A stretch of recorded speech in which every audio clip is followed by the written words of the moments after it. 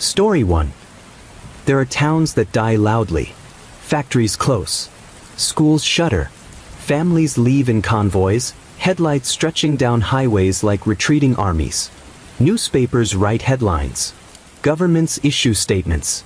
Maps update themselves with neat, impersonal efficiency. And then there are towns that disappear quietly. So quietly, in fact, that the only proof they ever existed is the moment someone realizes they're missing. This is the story of one of those towns. And how it vanished, not once, but twice. On the morning of April 17, 2009, a long-haul truck driver named Daniel Reeve pulled off Interstate 84 to refuel and get coffee. His logbook placed him 40 minutes behind schedule, but that wasn't unusual. What was unusual was the exit sign. Midnight, next right. Daniel slowed. He had driven this route for nearly 15 years. Portland to Boise. Boise to Portland. Same asphalt, same rest stops, same dead stretches of road where AM radio faded into static.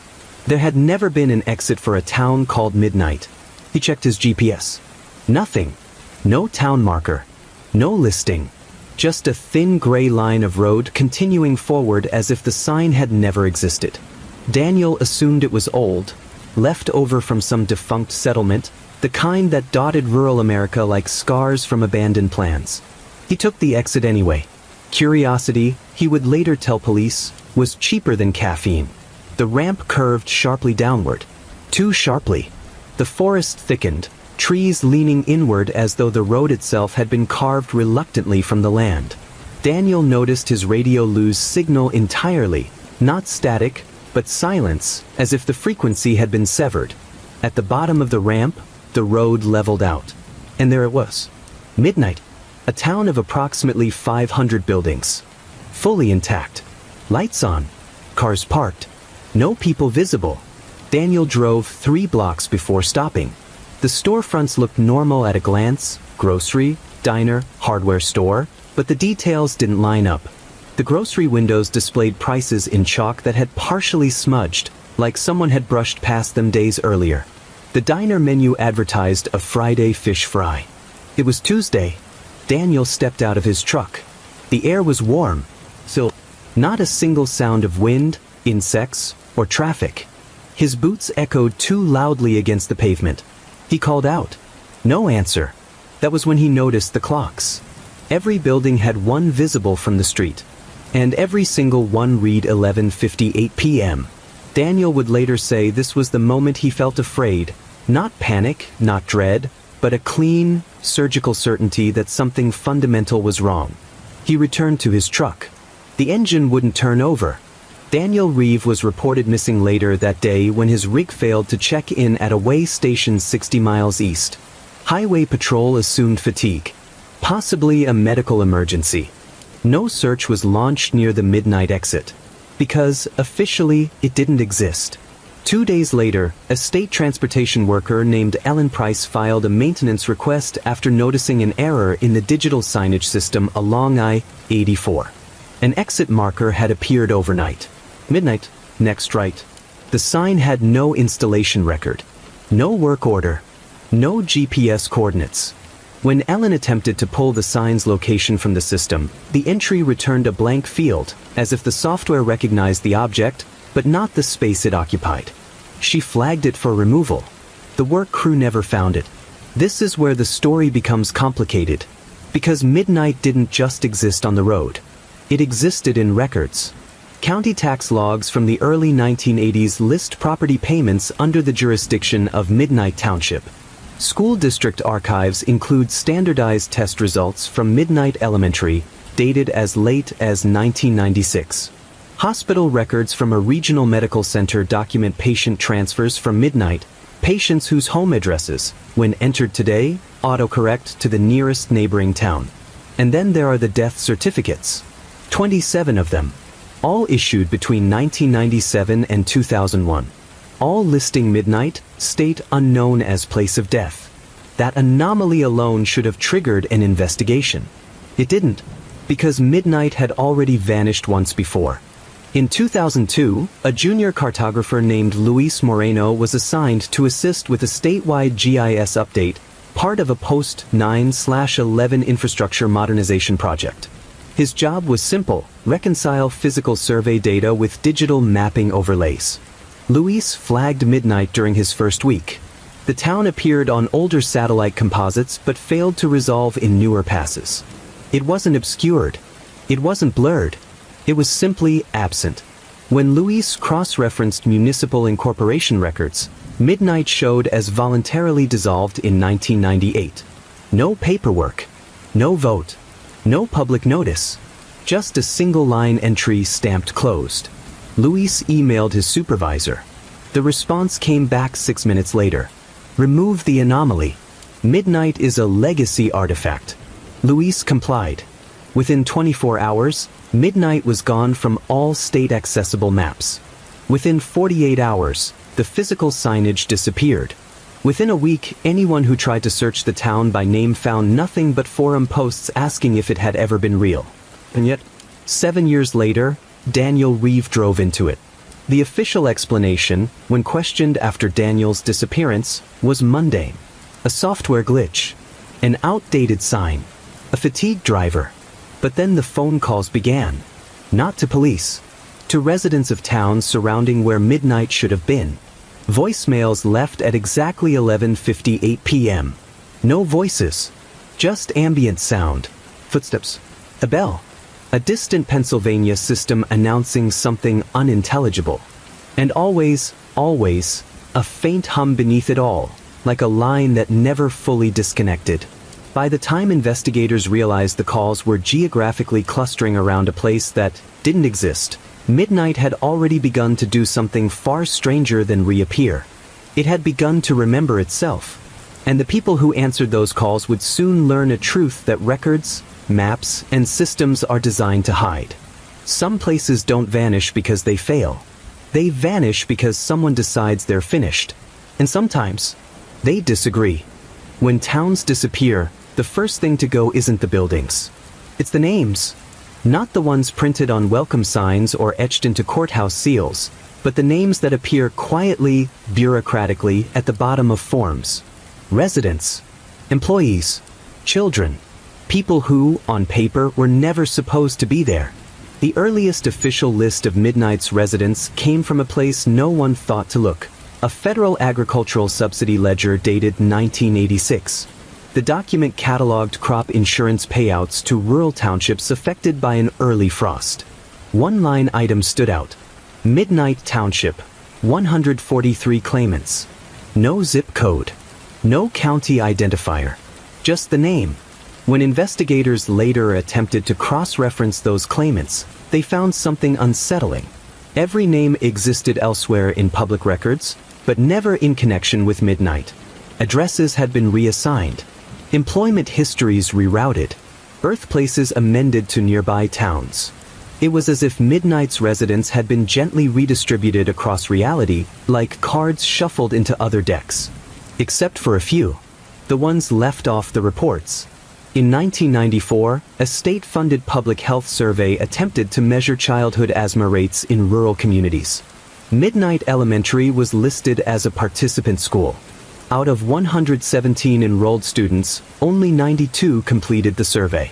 The missing 25 children were marked with a simple notation: withdrawn, reason unavailable.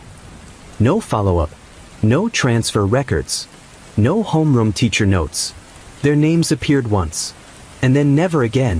Investigators later learned that one of those children, Rachel Donnelly, age 9, had a younger brother enrolled in a neighboring district. His records existed. Hers did not. Rachel's mother, June Donnelly, filed a missing persons report in early 1995. The report was rejected. Reason given: no proof the subject resided within reporting jurisdiction. June appealed. The appeal was denied. When she attempted to escalate to state authorities, her documentation was returned to her, unstamped, unsigned, and missing the page listing Rachel's last known address. June would later tell a journalist something chilling. They weren't saying my daughter didn't disappear. They were saying she had nowhere to disappear from. By 1997, Midnight had developed a reputation among regional agencies. Not for crime. Not for danger. For administrative instability, emergency response requests from midnight frequently failed to route correctly. Calls would bounce between counties, each claiming the town fell outside their jurisdiction. Ambulances dispatched there logged longer than normal response times, not because of distance, but because GPS systems failed to resolve the destination. And yet, responders arrived. They always arrived. They just never filed reports afterward. One such responder was Deputy Harold Finch, a county sheriff's officer who answered a welfare check call in midnight in November of 1997. Finch reached the residence, spoke to the caller, cleared the scene, then failed to submit a report. When questioned later, Finch insisted he had. "I remember typing it," he said. "I remember the screen. The cursor blinking. I hit save. The file didn't exist." More troubling, Finch couldn't remember the name of the person he'd spoken to. Not the caller. Not the subject. Just a blank. Finch took early retirement the following year. He died in 2004. His obituary listed his service history in detail, except for the 3-year period when midnight still officially existed. That section was missing. As midnight approached the late 1990s, something began to change in how it interacted with the outside world. The town stopped sending data out. Instead, it started sending it in. Tax payments arrived without envelopes. School transcripts appeared in district offices with no sender. Utility usage reports were logged without a provider. Everything was formatted correctly. Everything fit. Except no one could identify who was submitting it. Midnight wasn't just being overlooked. It was participating without being acknowledged. The event that finally drew quiet internal attention happened on August 12, 1998. A fire. Midnight Volunteer Fire Department responded to a residential blaze on the town's western edge. Mutual aid was requested from neighboring districts. 3 engines arrived. They fought the fire for 46 minutes. No casualties. No injuries. When the fire was extinguished, the structure was intact. Charges blackened, but standing, as if the fire had consumed something else. When investigators attempted to catalog the incident, the address refused to validate in any database. The insurance claim vanished mid-processing. Photographs taken at the scene developed normally, except the house itself appeared slightly out of focus in every frame. Not blurred. Unresolved. That fire is now believed to be the first attempt by Midnight to leave evidence behind. It didn't work. In 1998, Midnight Township was quietly marked for dissolution. No public hearing. No announcement. The justification was a single paragraph buried in a regional planning document. Due to sustained administrative inconsistencies, Midnight Township is to be absorbed into surrounding jurisdictions effective immediately. Immediately. No date. No transition plan. No relocation notices. On paper, Midnight ended. In reality, it kept going. Residents continued living there. Children continued attending school. People died. People were born. But none of it registered. It was as if Midnight had slipped into a blind spot. Not erased, not destroyed, but unwitnessed. And the names began to pile up. People with no official place of residence. Employees with no workplace history. Patients with no admitting hospital. The system didn't reject them. It simply had nowhere to put them. By 2001, the omissions reached a breaking point. A state auditor flagged an anomaly. 27 death certificates issued with no verifiable location. All shared the same phrase. Place of death. Midnight. No county. No state. Just the word. The auditor requested clarification. The request was closed without comment. 2 weeks later, the auditor transferred departments. The file was sealed. That same year, Midnight held what would later be described as its last recorded town meeting. There is no agenda. No minutes. No recording. But several residents would later recall it, years afterward, after the town had vanished the first time. They remembered the same things. The school gym. The flickering lights. The sense that something had already been decided. They remembered someone asking a question that never received an answer. If we're not on the map anymore, where are we? No one remembered who asked it. Only that it echoed. When midnight officially vanished in 2002, removed from maps, records, and signage, the system behaved as if it had corrected an error. But the people who belonged to midnight didn't vanish with it. They scattered, and some of them never stopped trying to call back. The names left off the report didn't stay silent. They lingered. In voicemails. In GPS glitches.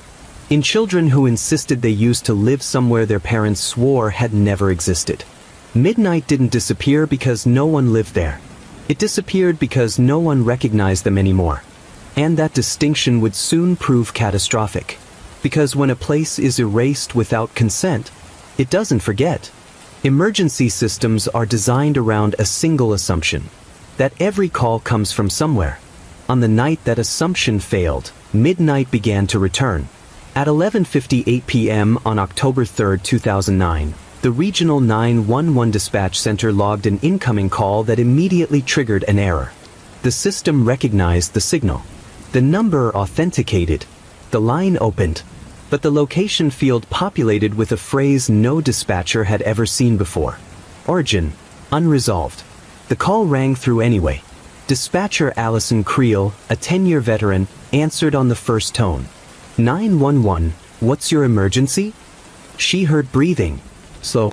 Measured. Behind it, a sound she couldn't immediately place, like a crowd murmuring at a distance, muffled by walls. Allison repeated herself. The breathing stopped. Then a voice spoke. Not panicked. Not rushed. Almost polite. We're still here. Allison froze.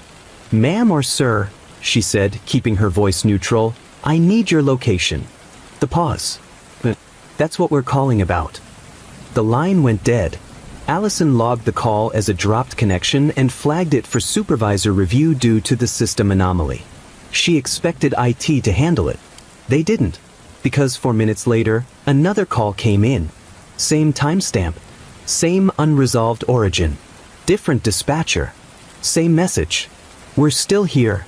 By midnight, the center had received 9 identical calls. Each one routed through a different trunk line. Each one authenticated as legitimate. Each one refusing to resolve to a geographic coordinate. Dispatchers attempted callbacks. The line rang. Then silence. Not dead air. Not static. Silence so complete it felt intentional. At 12:31 a.m., a supervisor ordered the unresolved origin calls blocked. The system refused. The routing tables showed no active source to block. The calls weren't coming from anywhere. They were entering the network fully formed. The next night, the calls returned. Not to 911. To administrative lines. Clerks. County offices. Public works departments. Every call arrived at 11:58 p.m. sharp. Each one delivered the same phrase. We're still here. No threats. No demands. Just a statement. As if correcting a record. By the third night, someone finally asked the right question. Where is here? A junior dispatcher named Miguel Santos noticed something strange while reviewing call logs. The unresolved calls weren't random. They clustered, geographically, around a stretch of land roughly 30 miles east of the dispatch center. A place where GPS coordinates glitched. Where map overlays hesitated. Where cell towers reported unusual handoff behavior, as though a device was moving through a space the system couldn't quite chart. Miguel cross-referenced historical data. Old maps. Old infrastructure layouts. That's when he found the name. Midnight. Miguel brought the information to his supervisor. The response was immediate and unusual. He was told to stop. Not investigate. Not document. Just stop. The unresolved calls were reclassified as system noise. Miguel was reassigned to day shift. The file disappeared. But Miguel didn't forget. On October 11th, a woman named Paula Hensley called 911 from a rural highway bordering the midnight exclusion zone. Her car had stalled. She was frightened. She could see lights through the trees, an entire town glowing softly in the distance. She gave the dispatcher her location. The dispatcher heard her clearly. But the system didn't. Paula's GPS showed her on a road that no longer existed. When the dispatcher tried to reassure her, Paula said something chilling. Someone just knocked on my window. The line cut out. Search teams were dispatched to Paula's last known coordinates. They found her car. Engine cold. Door closed. No sign of struggle. No footprints leading away. Her phone lay on the passenger seat. Unlocked. The call log showed something odd. Paula hadn't dialed 911. Her phone had answered a call. Timestamp, 11:58 p.m. Caller ID, midnight. That discovery triggered a quiet internal review. One that never became public. Engineers combed through call routing data. What they found defied protocol. The midnight calls were not originating from a device. They weren't bouncing through towers. They weren't spoofed. They appeared inside the network as if injected from a point beyond the routing architecture. As if the call itself was the location. An internal memo described the phenomenon as a persistent endpoint without coordinates. In simpler terms, a place that could speak, but not be found. The calls changed after Paula disappeared. They grew longer, more detailed. Still no direct requests. Just descriptions. Sounds of doors opening. Footsteps on linoleum. A school bell ringing once. A voice reading names. Always names. Children. Teachers. Shop owners. People who never appeared in any database. People the system had forgotten. At 11:58 p.m. on October 17th, a dispatcher recorded a call without realizing it. She later said she thought the line had already disconnected. The recording captured 2 minutes of ambient audio. A flag flapping. Then a voice, older, tired. They erased us without telling us. Another voice, younger. Do they remember yet? Silence. Then the first voice again. They will. They have to. That recording was flagged. Then buried. Then deleted. But copies circulate today. Passed hand to hand among investigators who know what to listen for. Because beneath the voices, there's something else. A rhythmic clicking. Like an old switchboard connecting lines. By the end of October, dispatchers reported a new symptom. They could feel the calls coming. The pressure behind the eyes. A sense of anticipation moments before 11:58 p.m. Some stopped wearing watches. Others called in sick. One dispatcher quit mid-shift, saying only, "They're waiting for us to say where they are." The breaking point came on October 31st. Halloween. At exactly 11:58 p.m., every active line in the dispatch center lit up at once. Not ringing. Connected. Open. Ambient sound flooded the room. Hundreds of overlapping environments. Footsteps. Laughter. Chairs scraping. A town alive. Then, sudden silence. And a single voice, broadcast across every console. "You don't get to decide, we're gone." The system crashed. When it rebooted, all unresolved origin calls were gone. No logs. No recordings. No trace. Midnight vanished again. Officially, the incident was classified as a software cascade failure. Dispatchers were offered counseling. Non-disclosure agreements were signed. Life moved on. Except for one detail. Since that night, emergency systems in the region refused to route calls at 11:58 p.m. precisely. The minute simply doesn't exist anymore. And every so often, a phone rings. Not at dispatch. At a private residence. At a closed business. At someone who once lived somewhere they can't quite remember. The call is always the same. Not a plea. Not a threat. Just a reminder. We're still here. After the calls stopped reaching emergency dispatch, Midnight didn't stop calling. It simply learned who would answer. The first confirmed civilian to receive a midnight call was Evan Brooks, a freelance network technician living in a duplex outside Ridgeway, one of the towns bordering the exclusion zone. Evan didn't call the police afterward. He didn't post online. He didn't tell anyone. Not until 2 years later, when investigators came looking for him. Because Evan answered the call. And then he went somewhere. Evan's phone rang at 11:58 p.m. on November 6, 2009. No caller ID.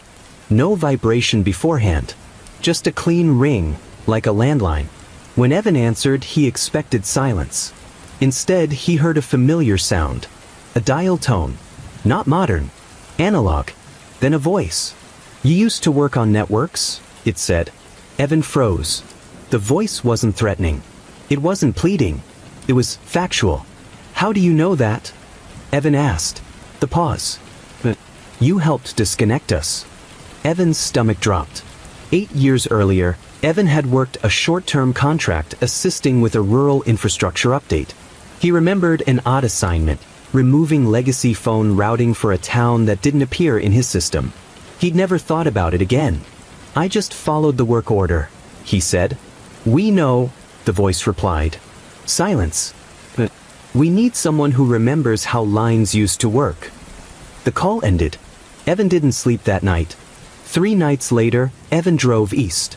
He told no one where he was going. His car's GPS log ends abruptly near an access road that no longer appears on maps. Evan was missing for 9 days. When he returned, he looked intact. No injuries. No signs of trauma. But something had shifted. He refused to talk about where he'd been. Refused to touch his phone. And when asked why he'd gone, he said only, they weren't asking for help. They were asking for continuity. Evan wasn't the only one. Over the next 6 months, 17 individuals were identified who had answered midnight calls and subsequently disappeared for short periods. Not abducted. Not coerced. Invited. Each shared at least one of 3 traits. They had worked in infrastructure, records, or communications. They had lived near midnight before 2002. They had once attempted to report an anomaly and been ignored. Midnight wasn't choosing randomly. It was selecting witnesses. One of them was Linda Chow, a former county records clerk. Linda received her call while organizing old files in her garage. The voice didn't introduce itself. It asked a question. Do you remember why the folder was empty? Linda's hands began to shake. Years earlier, she discovered a property file with no contents, just a label, midnight, file closed. She'd meant to follow up. She never did.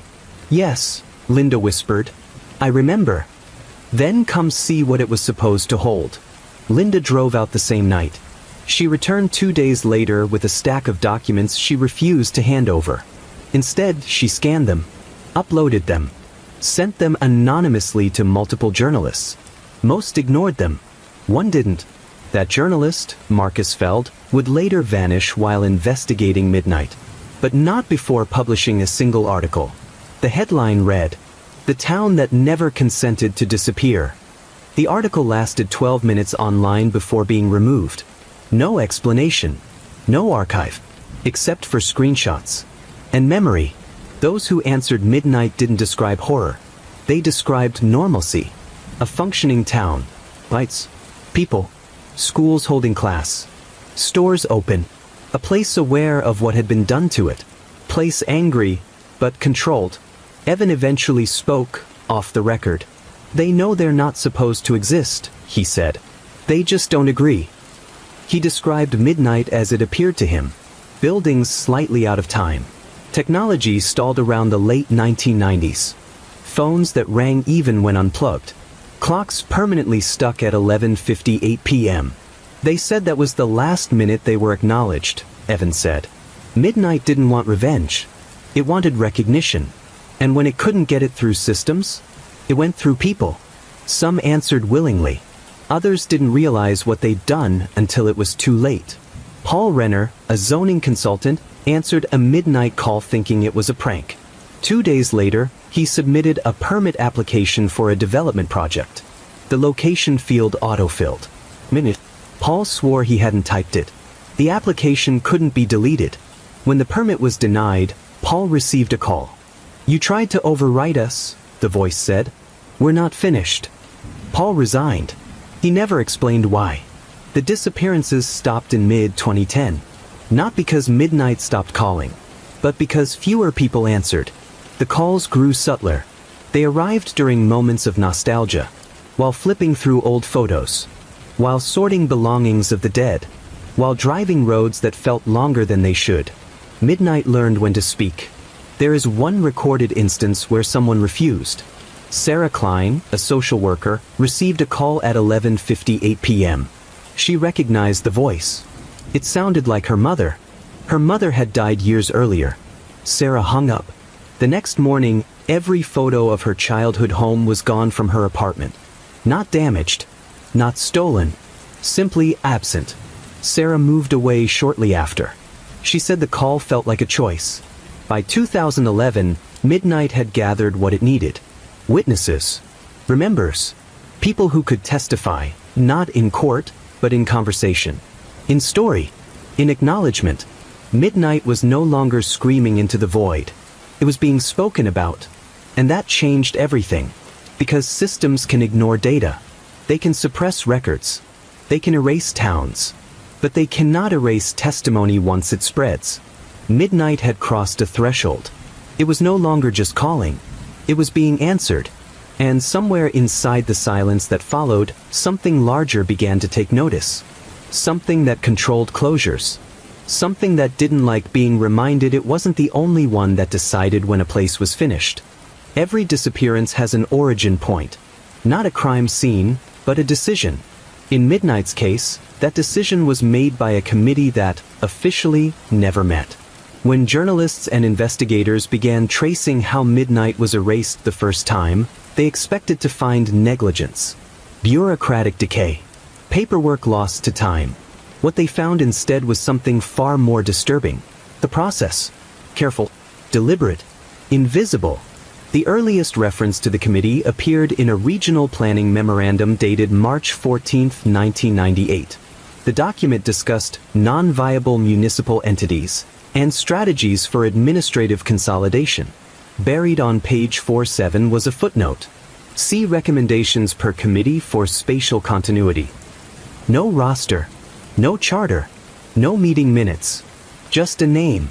The Committee for Spatial Continuity did not exist in any public directory. No budget, no office, no listed members. And yet, its recommendations appeared across multiple agencies.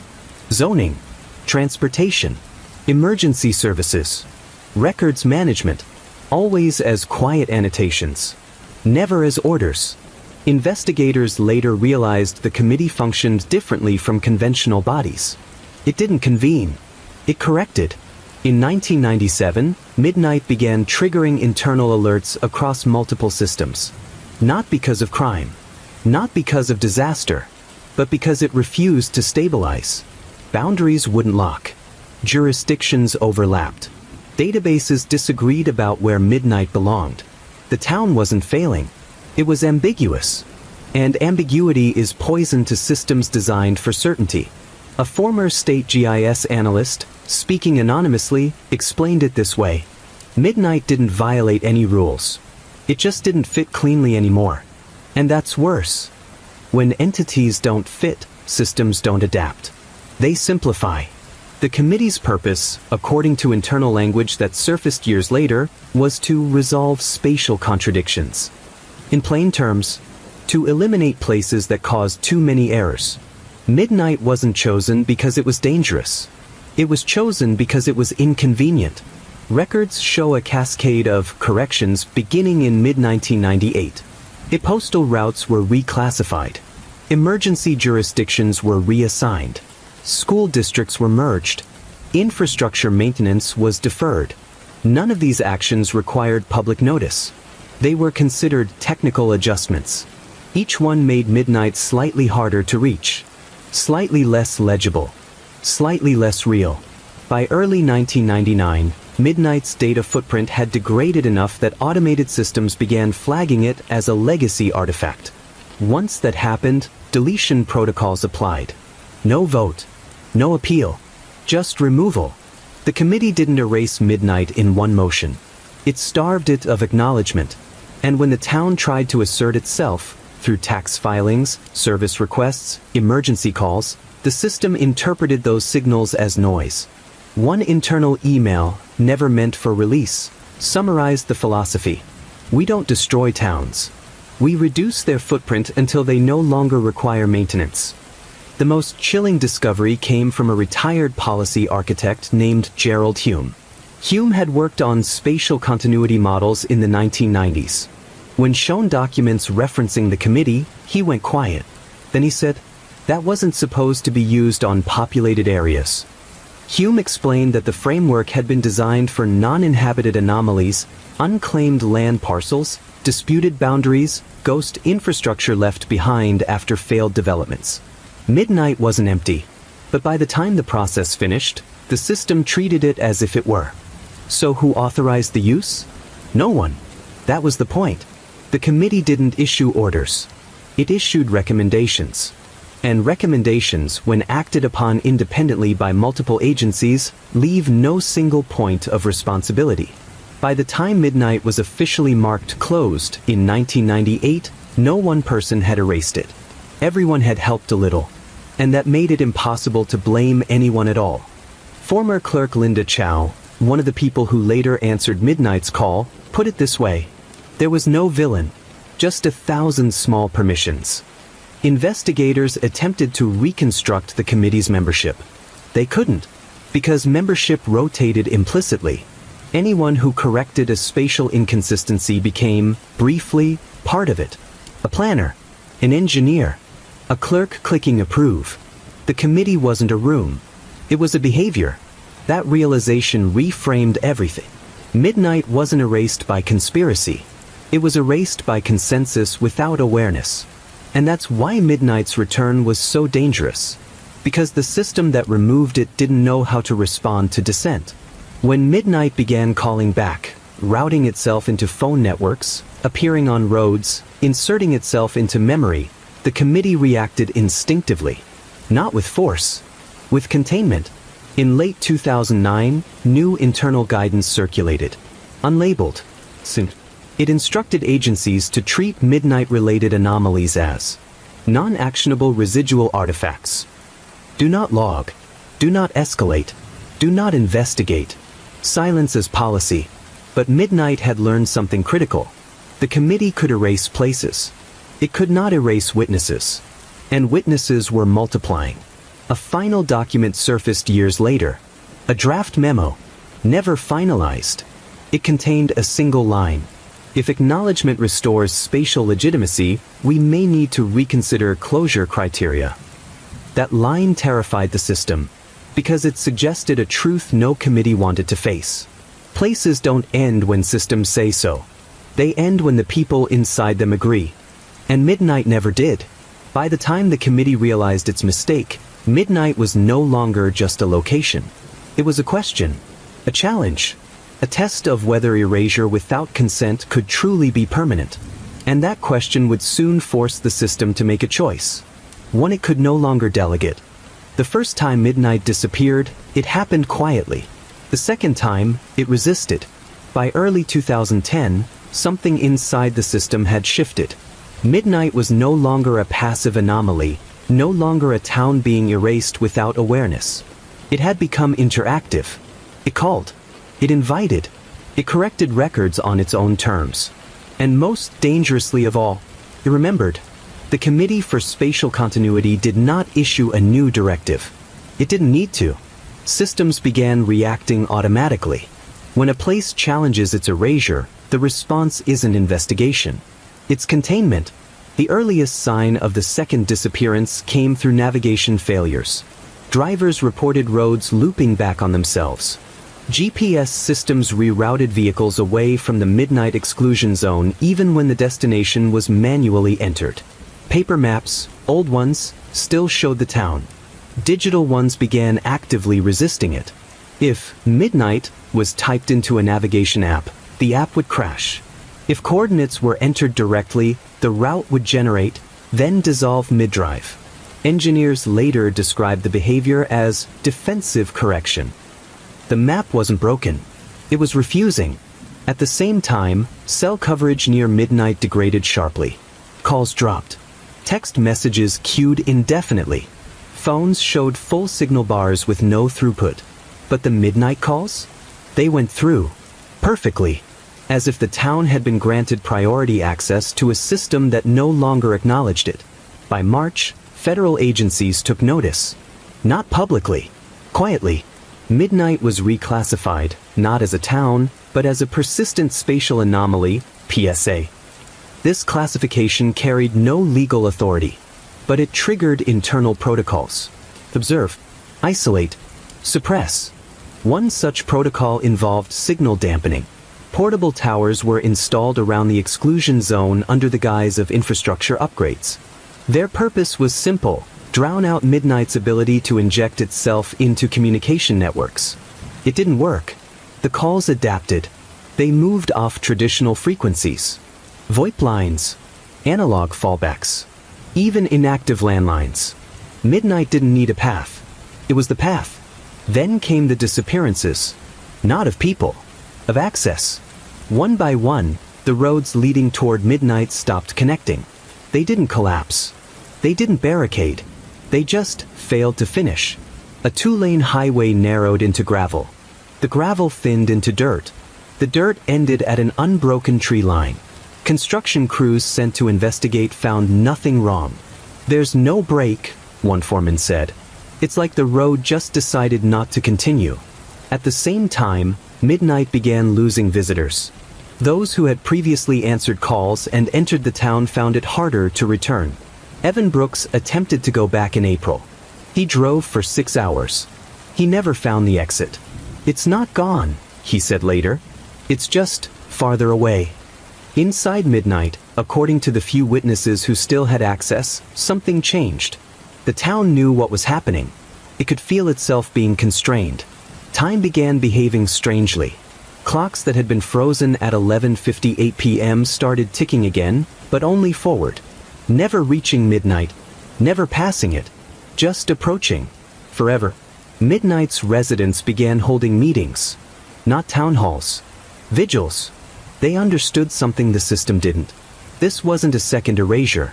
It was an attempted sealing. If midnight could be isolated long enough, it would fade, not because it was destroyed, but because no one outside would remember it clearly enough to keep it anchored. The committee had learned. Erasing places directly caused backlash. But starving them of witnesses? That worked. The calls grew urgent. Not louder. More precise. Midnight began contacting people who had never lived there. People with no direct connection, but who shared one trait. They believed places mattered. Archivists. Historians. Urban explorers. People who documented abandoned spaces. People who hated the idea of something being lost without record. One such person was Naomi Feldman, a doctoral student researching municipal dissolutions. She received her call at 11:58 p.m. on June 2nd. The voice didn't identify itself. It asked her a question. If a place ends without witnesses, did it ever exist? Naomi answered without hesitation. "Yes," she said. "But only briefly." The voice paused. "Then come see us before that happens." Naomi never went. She documented everything instead. She published. And the system noticed. Within weeks, references to midnight began disappearing faster. Search engines returned nothing. Archived articles broke. Screenshots corrupted. Even personal notes, handwritten, became strangely hard to read, as if the ink resisted being interpreted. Investigators would later describe the phenomenon as conceptual erosion. It wasn't that midnight was being erased. It was being made unthinkable. The second disappearance reached its peak on August 14, 2010. At exactly 11:58 p.m., midnight called everyone it still could. Not individually. Collectively. Those who answered heard something different this time. Not voices. A sound. A town at work. Doors closing. Lights switching off. Keys placed on counters. A ritual. Then silence. Not a disconnect. An ending. At midnight, true midnight, not midnight's frozen minute, every known reference to the town collapsed. Maps updated. Archives reconciled. Records synchronized. The Committee for Spatial Continuity marked the anomaly as resolved. Midnight vanished again. This time more thoroughly. This time deliberately. But something went wrong. In the weeks that followed, systems began failing in subtle ways. Addresses misrouted. Boundaries misaligned. Entire neighborhoods flagged as non-viable for no reason. The containment had worked, but it had broken something else. A senior analyst would later write, "By suppressing midnight, we may have destabilized the continuity model itself." Midnight had not been an error. It had been a stress point, a reminder, and removing it entirely created a void. People began reporting echoes. Not of midnight, of other places. Towns that had also been dissolved. Neighborhoods erased by rezoning. Communities lost to bureaucratic efficiency. They began behaving strangely. Phone calls, glitches, memories resurfacing. Midnight had been the first to call back. It would not be the last. The second disappearance wasn't an ending. It was a trigger. And somewhere beneath the layers of correction and silence, the system realized something too late. You can erase a place twice. But the third time, it decides for itself. Midnight was never the anomaly. It was the prototype. The first sign that midnight was no longer alone came from a place 300 miles away. A town called Hawthorne Bend. At least, that's what the voicemail said. On September 2, 2010, a county clerk in rural Missouri received a call at 11:58 p.m. The caller ID displayed a name she didn't recognize. Hawthorne Bend. The clerk listened to the message the next morning. It wasn't a request. It wasn't a complaint. It was a roll call. Names read slowly, carefully, as if the speaker was afraid of losing them. 28 names. Every single one belonged to a person officially listed as relocated after a flood mitigation project in the late 1990s. Hawthorne Bend no longer existed, but it remembered itself. Within weeks, similar calls were reported across 4 states.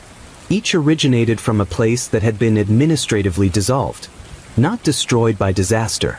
Not abandoned by choice. But erased by planning decisions. Efficiency. Optimization. Continuity.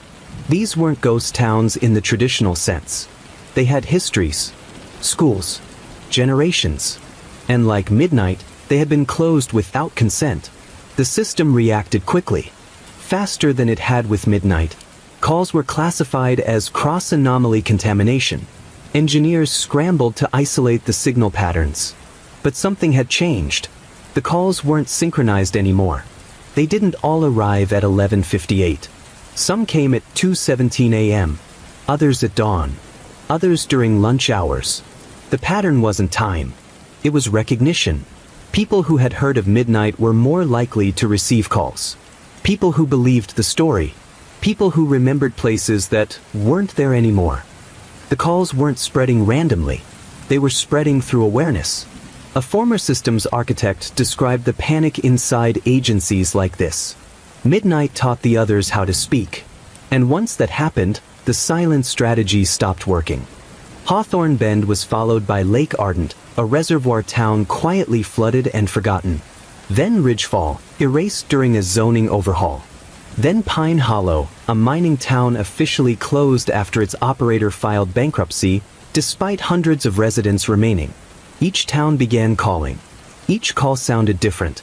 But they all shared one thing. They weren't asking to come back. They were asking to be acknowledged. One call recorded from Pine Hollow lasted 12 minutes. No voices. Just the sound of a town waking up.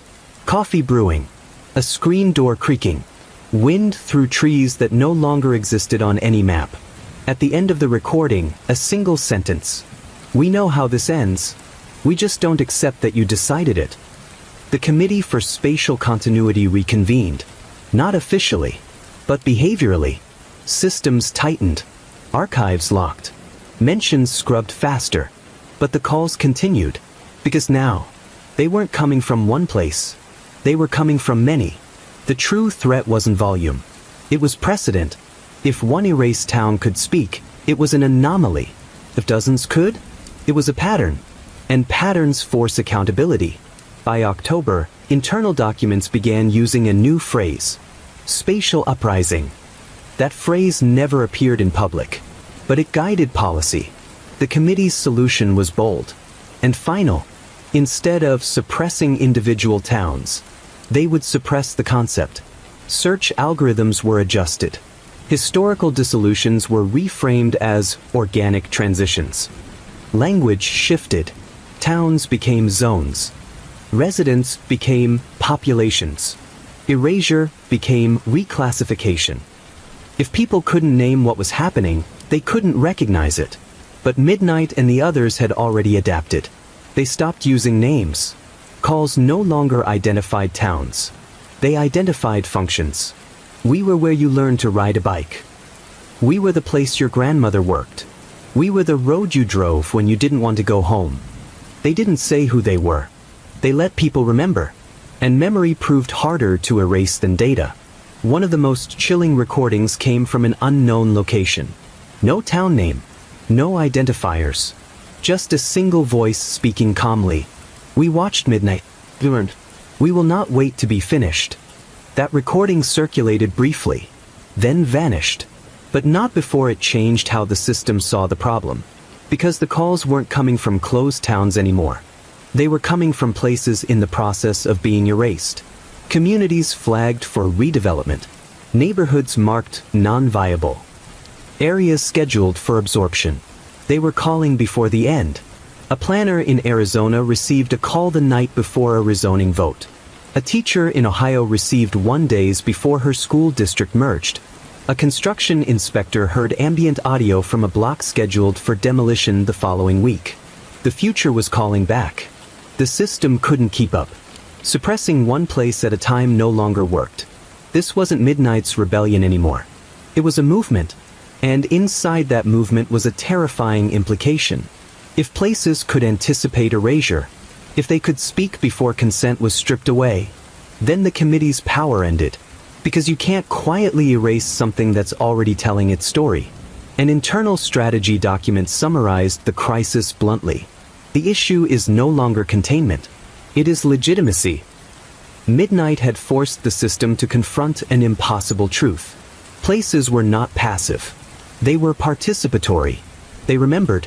They warned each other. And once that knowledge spread, erasure became an act of violence, not administration. By the end of 2010, the calls slowed. Not because the town stopped calling, but because the system stopped answering. Lines went dead. Channels closed. Silence returned. But it wasn't the silence of control. It was the silence of fear. Because somewhere, in towns that still existed, in places not yet flagged, something had learned to speak, and it wasn't asking anymore. At first, the system believed disappearance was permanent. Midnight proved it was reversible. What came next proved it could be refused. The place didn't have a name anymore. Officially, it never had. That was the point. It appeared in internal files as Sector R-17. A redevelopment corridor outside a mid-sized industrial city in the Midwest. No landmarks. No historic designation. No protected status. Just rows of aging houses, a closed factory, a school slated for consolidation, and a population classified as transitional. In other words, erasable. The demolition schedule was approved on January 14, 2011. Clearance was set for March. Residents were notified by mail. No hearings. No appeals. No acknowledgement beyond compensation formulas and relocation pamphlets. Sector R-17 was going to vanish quietly. Except it didn't wait. The first call arrived at city planning 6 days after approval. The phone rang once. When the planner answered, there was no greeting. Just a sound. Children laughing. Not screaming. Not distorted. Normal. A playground. Then a voice, calm, unafraid. We know the date you chose. The call disconnected. The planner reported it. Filed it under psychological stress. But the calls continued. Not just to officials. To residents. To contractors. To real estate developers. Even to the automated demolition scheduling system. The calls didn't threaten. They didn't plead. They documented. A woman scheduled to move received a voicemail that morning. This is where your father taught you to fix engines. A construction foreman heard a message during lunch break. You park your truck on the lot where the clinic used to be. A city council aide listened to a recording that consisted only of ambient sound, wind moving through alleys that still existed. Sector R-17 wasn't asking to stay. It was refusing to vanish unnoticed. What terrified analysts wasn't the content. It was the coordination. Calls matched timelines. Voicemails reference documents not publicly available.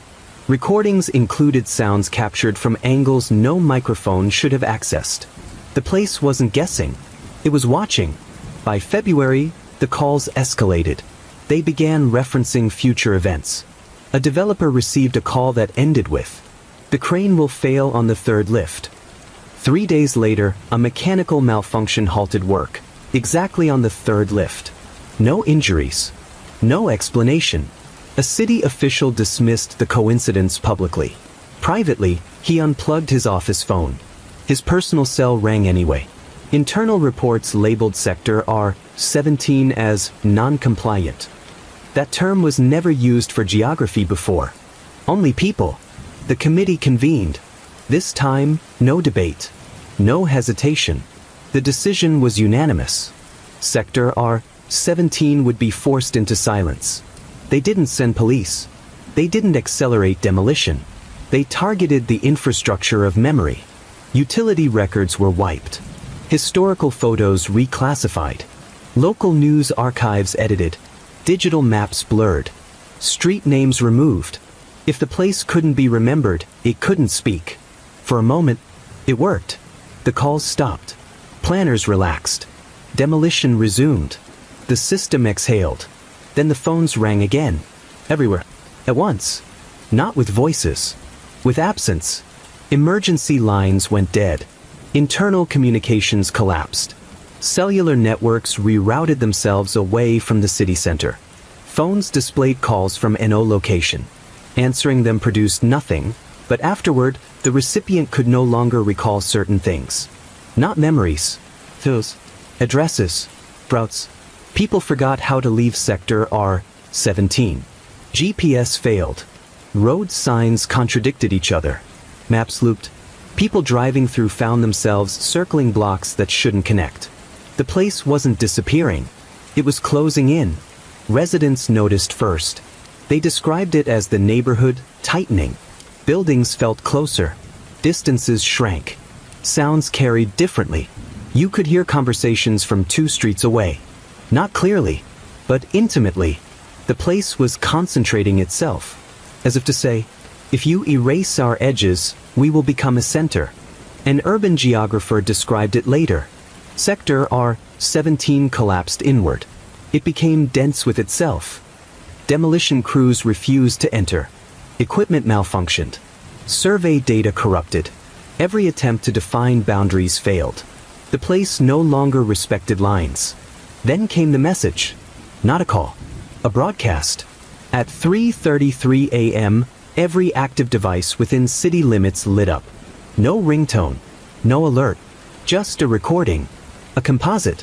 Hundreds of voices layered but calm. Not chanting. Not shouting. Speaking together. We are not uninhabited.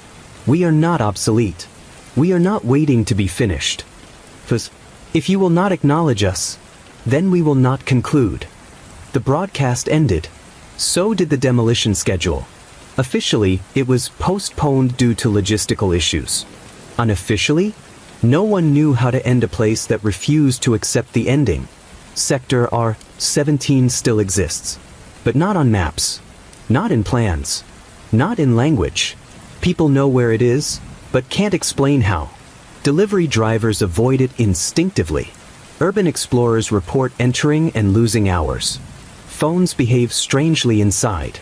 But no calls come from there anymore. Because it doesn't need to call. It already knows it has been heard. The committee never documented Sector R-17's outcome. There is no closure file. No resolution memo. Just a note added to internal training materials. Avoid initiating erasure without acknowledgement protocols. Midnight taught places to speak. Sector R-17 taught them to refuse. And somewhere, in towns still scheduled for closure. In neighborhoods quietly marked for removal. Something learned a new lesson. You don't need to survive forever.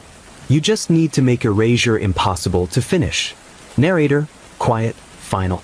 The system believed places ended when people stopped speaking for them. It never considered what would happen when places learned to speak for themselves. Silence had always been the system's weapon, until it became its weakness. For years, the response protocol had been simple. When a place called, the system answered. Not publicly, not honestly, but enough. Enough acknowledgement to keep the anomaly contained. Enough documentation to frame the ending as orderly. Enough language to make erasure feel administrative. But after Sector R-17, that strategy collapsed. Because acknowledgement didn't end the calls anymore. It empowered them. Internal communications from early 2011 show a shift in tone. Fear replaced control. Where memos once discussed containment windows and signal dampening, new phrases appeared. Escalation risk, conceptual exposure, system-wide precedent failure. One line appeared repeatedly, underlined in red. If acknowledgement creates permanence, silence may be safer. And so the system made a decision it would never publicly admit. It stopped answering. The change happened quietly. No announcement. No shutdown notice. Just absence. Calls went unanswered. Voicemails deleted automatically. Routing algorithms redirected anomalous signals into dead loops. If a place called, it heard nothing back. At first, nothing happened. Analysts congratulated themselves. No new incidents. No broadcasts. No mass disruptions. Silence seemed to work. Then the reports started coming in. A town in Oregon, never officially flagged for closure, reported that emergency services could no longer reach certain neighborhoods. Calls rang endlessly. No pickup. No error. Just ringing. In upstate New York, a decommissioned hospital began appearing on navigation apps again, despite having been demolished years earlier. Drivers who followed directions arrived at an empty lot. Their phones continued giving instructions. You have arrived. In Nevada, a stretch of highway lost cellular service permanently. Not dead, just unreachable. Phones displayed full signal. Calls connected, but no sound traveled through. These weren't calls from places. They were failures of response. The system wasn't being contacted anymore. It was being excluded. An internal audit described it bluntly. Spatial entities are no longer seeking acknowledgement. They are acting independently. The first confirmed case happened on April 19, 2011. A small community, unincorporated, unnamed, simply stopped appearing in official systems. No calls. No broadcasts. No warning. One day it was there. The next, it wasn't. Residents didn't vanish. The place did. Mail stopped arriving. Utility bills returned undelivered.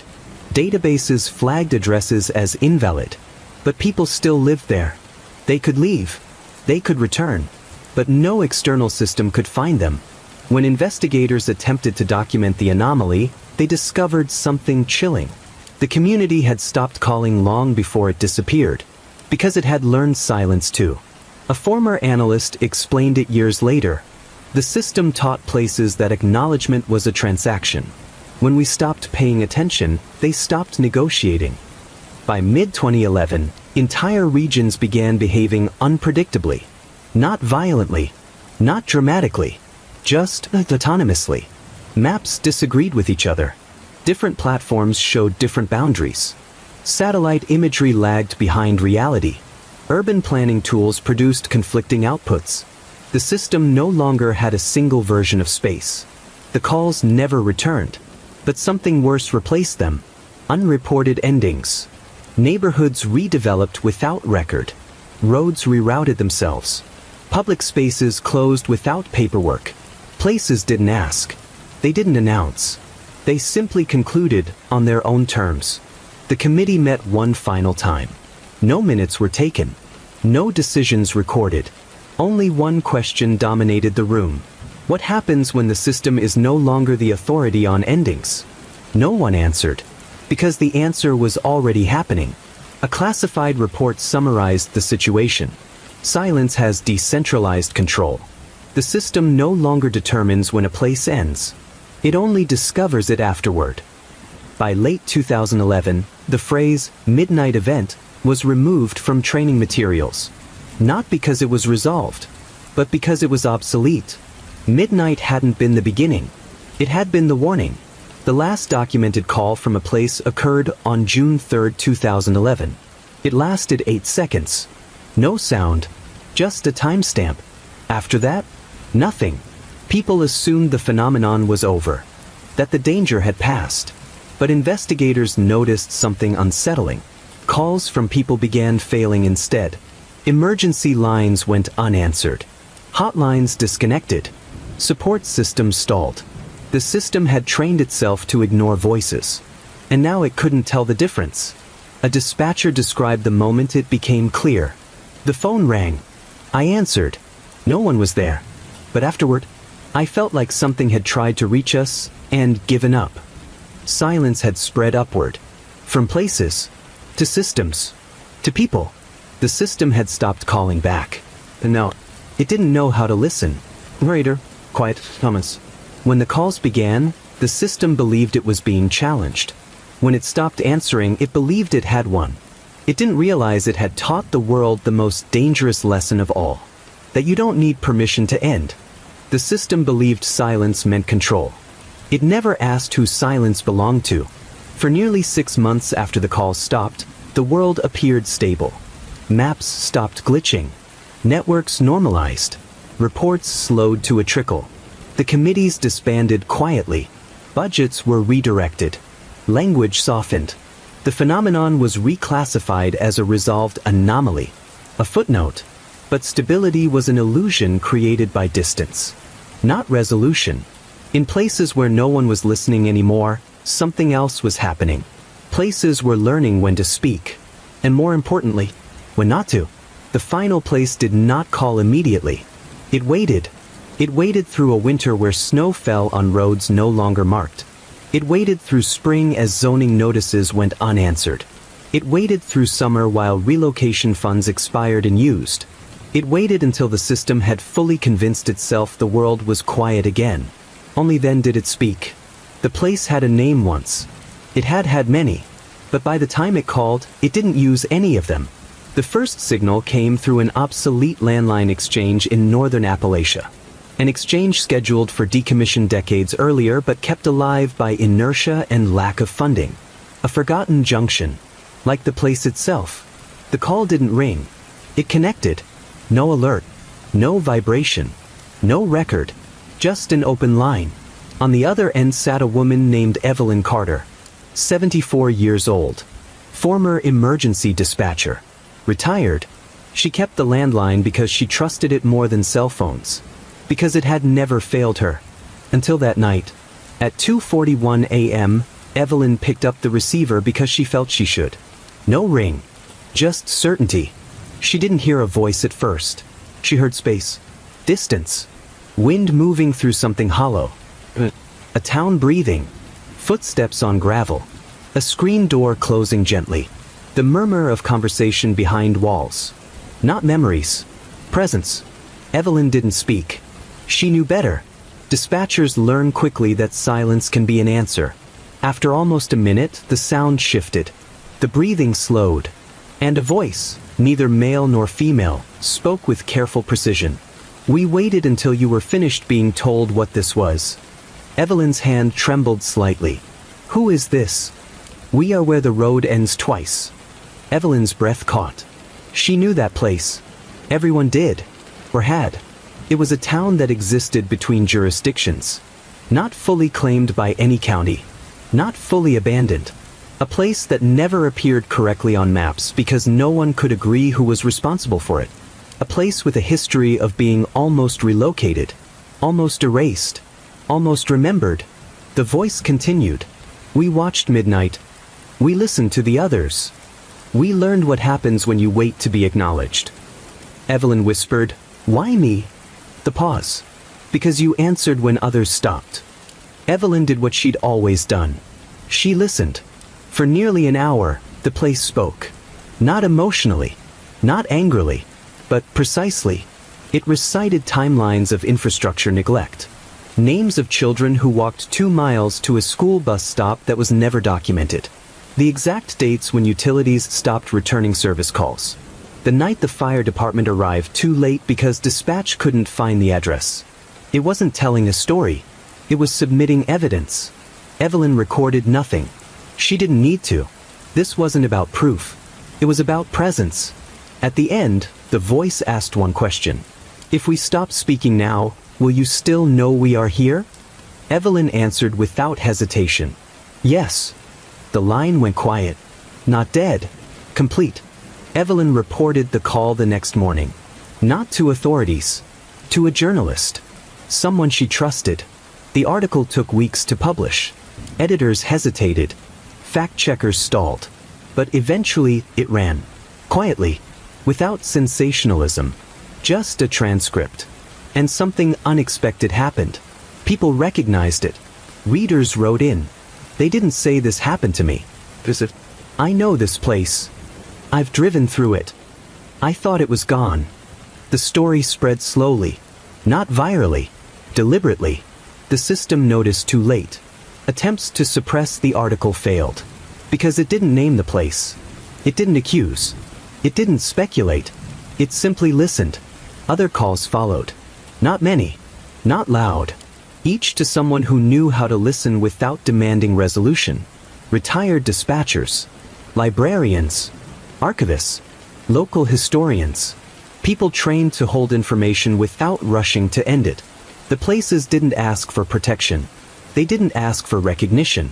They asked something else. Witness. Internal panic returned, but weaker. Because this time, suppression triggered backlash. Silence no longer erased places. It isolated the system. A leaked memo captured the shift.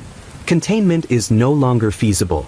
Public acknowledgement appears to stabilize spatial anomalies.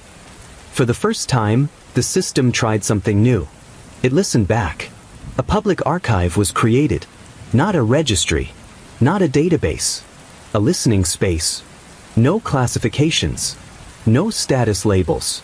Just recordings. Unedited. Uninterpreted. Places spoke. Some only once. Some repeatedly. Some not at all, but were spoken about. And something remarkable happened. The calls stopped. Not abruptly. Naturally. Like a conversation reaching its end. The last recording uploaded to the archive came from the same place that had called Evelyn. It was short. 30 seconds. Just ambient sound. Leaves. A distant train horn. Then a voice. This is enough. The system didn't respond. It didn't need to. The place didn't vanish. It didn't demand permanence. It didn't refuse ending. It concluded. On its own terms. Years later, urban planners would quietly admit something unprecedented. Projects that included acknowledgement protocols faced fewer disruptions. Fewer protests. Fewer anomalies. Places that were listened to ended cleanly. Places that weren't still resisted. Midnight faded into legend. Sector R-17 remained inaccessible. The silent towns stayed silent, but not erased. And somewhere, in a place not yet threatened, a phone will someday connect without ringing. Someone will answer. And because of what was learned, they will listen. The system believed places ended when people stopped speaking for them. It learned too late that places end when they are finally heard. The first story is over. Story 2. At first, the call sounded like a mistake. Not a scream. Not static. Not panic. Just a dispatcher hearing a town that was supposed to be asleep, wide awake. The call came in at 1:17 a.m. on a Tuesday. Not to emergency services. Not to police. But to a regional infrastructure monitoring center. One of those invisible places that exist only to make sure nothing unusual happens. The operator on duty that night was Daniel Reeves, 34, former Army Signal Corps, hired for his ability to notice patterns others ignored. He would later say the phone didn't ring. It simply connected. At first, Daniel assumed it was a loopback error, an open channel bleeding audio from somewhere else. That happens sometimes. Old equipment. Misrouted signals. Nothing worth logging. Until he listened more closely. He heard wind. Not through trees. Through buildings. The hollow echo of air moving through empty streets. Then something metallic, loose signage tapping rhythmically. Far off, a single car alarm chirped once. And stopped. Daniel frowned. He checked the channel ID. Origin, Blackwood, Pennsylvania. Population, 3,982. Status, active municipality. No alerts. No outages. No incidents. Daniel adjusted his headset. Blackwood monitoring, he said. Can you identify yourself? No answer. Just sound. Footsteps. Slow. Measured. More than one. Moving across pavement. Then a door opening. And closing. Daniel sat up straighter. He pulled up Blackwood's live feeds. Traffic cams. Utility telemetry. Environmental sensors. Everything reported normal. Power draw consistent. Water usage minimal but present. The town was alive. At least on paper. Blackwood, Daniel said again. If this is an open line, please respond. Still nothing. But the sound changed. The footsteps stopped. The wind faded. And then, voices. Not shouting. Not distressed. Conversational. Low and calm. Too calm. Like people speaking indoors with no reason to raise their voices. Daniel couldn't make out words. But he could tell how many speakers there were. A lot. More than a handful. He checked the timestamp. The call had been connected for 6 minutes. That wasn't normal. Daniel flagged the channel for supervisor review. The system acknowledged the flag, but did nothing else. The voices continued. At one point, Daniel distinctly heard laughter. Not joyful, not forced, just ordinary, which was somehow worse. Then, without warning, the sound stopped. The line remained open, but silent. Daniel waited. 10 seconds. 30. A full minute. Blackwood, he said quietly, are you experiencing an emergency? The response came immediately. A single voice. Close to the microphone. Controlled. We are experiencing the absence of response. Daniel's throat went dry. Who am I speaking with? The pause. Whoever answers. Daniel disconnected the call. He logged it as a probable system malfunction. That was protocol. That was safety. At 3:42 a.m., the monitoring center received another connection. Same origin. Blackwood, Pennsylvania. This time, Daniel wasn't the one who answered. By sunrise, 5 operators had heard the town. None of them could explain it the same way. But they all agreed on one thing. It didn't sound abandoned. It sounded intentional. By mid-morning, Blackwood stopped responding to external systems. Phones rang endlessly. Emails bounced. Data pings returned confirmation without content. At 9:13 a.m., state police were dispatched for a welfare check. What they found would never be publicly explained. Blackwood wasn't destroyed. Not burned. Not evacuated. Not damaged. It was simply empty. Cars sat in driveways. Coffee cups were still warm in kitchens. School backpacks lay by front doors. Traffic lights cycled obediently at empty intersections. No bodies. No blood.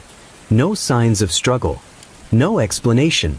And yet, audio sensors inside the town continued to pick up sound. Footsteps. Conversation. Movement. But every building was empty. Every home unoccupied. Every street devoid of people. Blackwood had not vanished. Its people had. And whatever remained was still talking. Later, quiet comments. By the time authorities sealed the perimeter, the calls had already begun spreading. Because Blackwood wasn't trying to be rescued. It was trying to be heard. Blackwood did not go silent after it was found empty. It grew louder. When state police sealed the perimeter, the first priority was containment. Not because they understood what had happened, but because they didn't. Unknown events require boundaries. So they blocked the roads, set up checkpoints, and told the press there had been a communications disruption. Inside the command trailer parked just outside town limits, technicians began pulling data. Phone logs, emergency dispatch recordings, municipal radio traffic, utility telemetry, anything that could explain how nearly 4,000 people vanished without triggering a single emergency call. They found the calls. Not one, not two, dozens. The earliest recording dated back 3 weeks before the night Blackwood was discovered empty. It wasn't a 911 call. It wasn't a complaint. It was routed through an old municipal maintenance line, one rarely used and never monitored in real time. The caller didn't identify themselves. They didn't need to. The audio spoke for them. The recording opened with ambient sound. Wind through open streets. A flagpole creaking. Then voices. Dozens of them. Overlapping. Domestic. A man clearing his throat. Someone humming absent-mindedly. A child asking a question no one answered. And underneath it all, movement. The technician reviewing the tape paused it. Played it again. He isolated the audio spectrum. And that's when he noticed something wrong. The voices were too evenly distributed. Not clustered like people gathered together. Not directional. They came from everywhere at once. As if the town itself was the microphone. The next recording was worse. It came from a private line owned by the local historical society. A voicemail left at 2:06 a.m. 14 days before Blackwood was discovered. The caller spoke clearly. Too clearly. We would like to correct the record. We were not declining. We were being prepared. No one at the Historical Society remembered receiving the message. The voicemail existed, but it had never triggered a notification. It sat unheard until after the town was empty. More recordings surfaced. From real estate offices. From defunct fax lines. From a church answering machine disconnected years earlier but still drawing phantom power. All of them shared the same characteristics. They didn't ring. They didn't alert. They waited. The system hadn't failed to record them. It had failed to surface them. Investigators noticed something else. The calls didn't ask for help. They didn't describe danger. They didn't even mention disappearance. They talked about timing. One recording captured a voice saying, "We are aligning." Another, "The last service window is approaching." Another, "We will not interrupt traffic." Language that didn't belong to people in distress. Language that sounded procedural, planned. A linguistics analyst was brought in. She flagged the phrasing immediately. "This isn't panic speech," she said. "It's consensus speech." Consensus required agreement. Agreement required participants. Which raised a question no one wanted to ask. Who was agreeing? Utility data offered a partial answer. In the days leading up to the disappearance, Blackwood's power usage changed. Not dramatically. Subtly. Residential consumption dropped at night. But infrastructure load increased. Streetlights drew more current. Public buildings showed activity long after closing hours. The town wasn't sleeping. It was redistributing itself. Water flow data showed something stranger. Demand patterns synchronized. Entire blocks used water at the same time. Then stopped. As if following a schedule. Traffic cameras recorded cars moving, but never leaving town. Vehicles circled. Shifted positions. Then vanished from the feed. Not by driving out of frame. By simply not appearing in the next cycle. When analysts slowed the footage, they noticed the same anomaly again and again. Frames where nothing changed. Then suddenly, the car wasn't there anymore. No motion blur. No transition. Just absence. The recordings continued right up until the night Blackwood was discovered empty. The final one came from the same infrastructure monitoring center where Daniel Reeves worked. But it wasn't his call. It was one he never knew existed. At 12:59 a.m., 18 minutes before Daniel's line connected, a channel opened. No one answered. But the system recorded it. The audio lasted exactly 4 minutes. No voices. Just sound. Footsteps. And something else. The tone. Low frequency. Barely audible. Consistent. An engineer described it later as resonant. Not noise. Not signal. Something in between. At 1:03 a.m., the tone stopped. At 1:17 a.m., Daniel's call connected. Which meant Blackwood didn't call because something had happened. It called because something had finished. Authorities debated whether to release the recordings. They didn't want panic. They didn't want copycat incidents. They didn't want people listening too closely.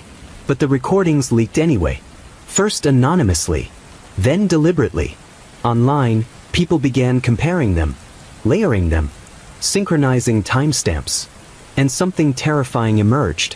When the recordings were played together, they aligned. Perfectly. Voices overlapped across different calls. Sentences began in one recording and finished in another. Ambient sounds continued seamlessly from one line to the next. It wasn't dozens of calls. It was one conversation, fragmented across systems. Blackwood hadn't called multiple places. It had spoken through them. A former telecommunications engineer explained it simply. The town used the network like a throat. And then came the detail no one could explain away. In one recording, captured days before the disappearance, a voice says, "We will leave the lights on." They did. Every light in Blackwood remained powered. Streetlights, porch lights, hallway fluorescents, traffic signals. As if the town didn't want to be mistaken for abandoned. As if it wanted to be found. Investigators returned to Blackwood. This time with audio equipment, directional microphones, seismic sensors. They picked up sound immediately. Footsteps on pavement, doors opening and closing, the murmur of conversation behind walls. But whenever they entered a building, silence. No echoes. No residual warmth. No disturbance. The sound only existed when no one was there to witness it directly. One officer reported hearing his own name spoken quietly over the radio.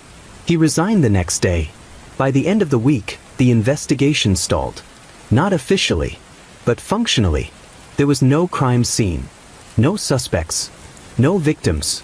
No mechanism. Just recordings. And a town that sounded alive but wasn't. The public wanted answers. They got a statement. There is no evidence of criminal activity. Blackwood is currently uninhabitable pending further review. But privately, one question dominated every closed-door meeting. If Blackwood had planned this, if it had coordinated, if it had spoken before it was empty, then where were its people? And more importantly, what had agreed to replace them? Narrator, quiet, unsettling. The recordings were never meant to be heard all at once. Because once they were, it became clear. Blackwood didn't lose its people. It finished using them. Blackwood didn't disappear all at once. It came apart in pieces. And the first thing to break was location. 3 days after the perimeter went up, a junior analyst at the Pennsylvania Department of Transportation noticed something that didn't make sense. It wasn't dramatic. It wasn't alarming. It was subtle enough that most people would have ignored it. Blackwood's GPS coordinates were drifting. Not by much. A few meters at first. Then a few more. Every time the system refreshed, the town appeared slightly somewhere else.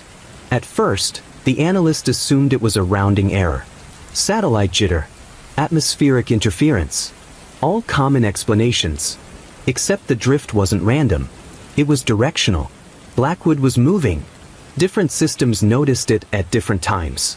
Google Maps showed the town slightly east of where it should be. Apple Maps placed it south. State GIS data showed it overlapping a river that it definitely did not cross.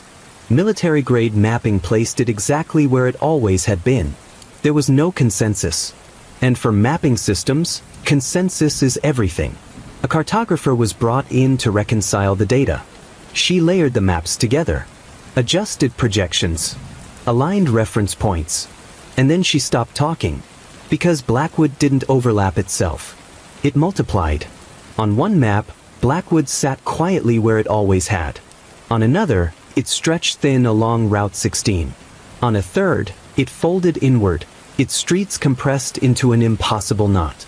Each version was internally consistent. Each one believed it was correct. Maps don't do this, she said. Places don't argue. Investigators returned to the perimeter with GPS trackers. They marked fixed points. Fire hydrants. Utility poles. Grave markers. They recorded coordinates. Waited. Recorded again. The numbers changed. Not smoothly. In jumps. As if the ground itself was choosing between options. A surveyor described the sensation as standing on something undecided. He said it wasn't disorienting. It was hesitant. Inside Blackwood, things became worse. Officers entering the town reported that streets didn't line up. Turns felt longer than they should. Walking from one end of a block to the other took different amounts of time depending on direction. One officer walked 3 blocks toward the school. He arrived at the grocery store, which should have been on the other side of town. They checked street signs. They matched. They checked landmarks. They matched too. Only the paths disagreed. The town hadn't moved. It had stopped agreeing with itself. Then the maps changed again. Printed atlases began showing faint artifacts. Not updates. Not revisions. Just smudges. Contours that shouldn't be there. A thin gray line connecting Blackwood to places it had no road to. Digital maps updated overnight. Blackwood gained streets that didn't exist. Lost others that did. Addresses began redirecting. Mail carriers reported routes that ended early or doubled back without explanation. A delivery driver entered Blackwood to drop off a package. His GPS announced, "You have arrived." He was still 10 miles out. Satellite imagery revealed the most disturbing anomaly. Blackwood appeared blurred. Not pixelated. Not obscured. But averaged. As if the satellite couldn't decide which version of the town to show. Analysts compared timestamps. The blur intensified at night. It stabilized during the day. Someone asked a question no one liked. What happens if it finishes choosing? Authorities attempted to establish a definitive boundary. They installed physical markers. Survey sticks. Barricades. Concrete blocks. Within hours, the markers no longer aligned. Some stood in open road. Others inside buildings. A few appeared to have been placed indoors without anyone remembering doing it. The perimeter failed. Not violently. Quietly. People standing watch reported moments of uncertainty. They would look away. Look back. And realize they were facing a different street than before. At one checkpoint, a trooper swore he watched a house slide half a meter sideways. Not collapse. Not move abruptly. Just adjust. The maps kept disagreeing. But something else started happening. Other places noticed. Towns within a 50-mile radius began exhibiting minor discrepancies. A road connecting two counties appeared longer on one map than another. A river's bend shifted slightly. Nothing alarming, but consistent. Blackwood wasn't isolated anymore. It was influencing orientation. A geospatial analyst called it context bleed. When one place destabilizes, nearby places have to renegotiate their positions. That explanation didn't satisfy anyone, but it matched the data. The calls returned. Not from Blackwood. From navigation systems. Automated voice assistants began giving unsolicited directions. Continue straight. Turn back. Recalculating. Even when no destination was entered, one dispatcher heard a GPS unit repeat a single phrase for 20 minutes. This route no longer exists. Inside Blackwood, the sounds continued, but now they came from impossible locations. Footsteps on rooftops. Voices beneath asphalt. Music echoing from places that had never housed speakers. The town wasn't haunted. It was reorganizing.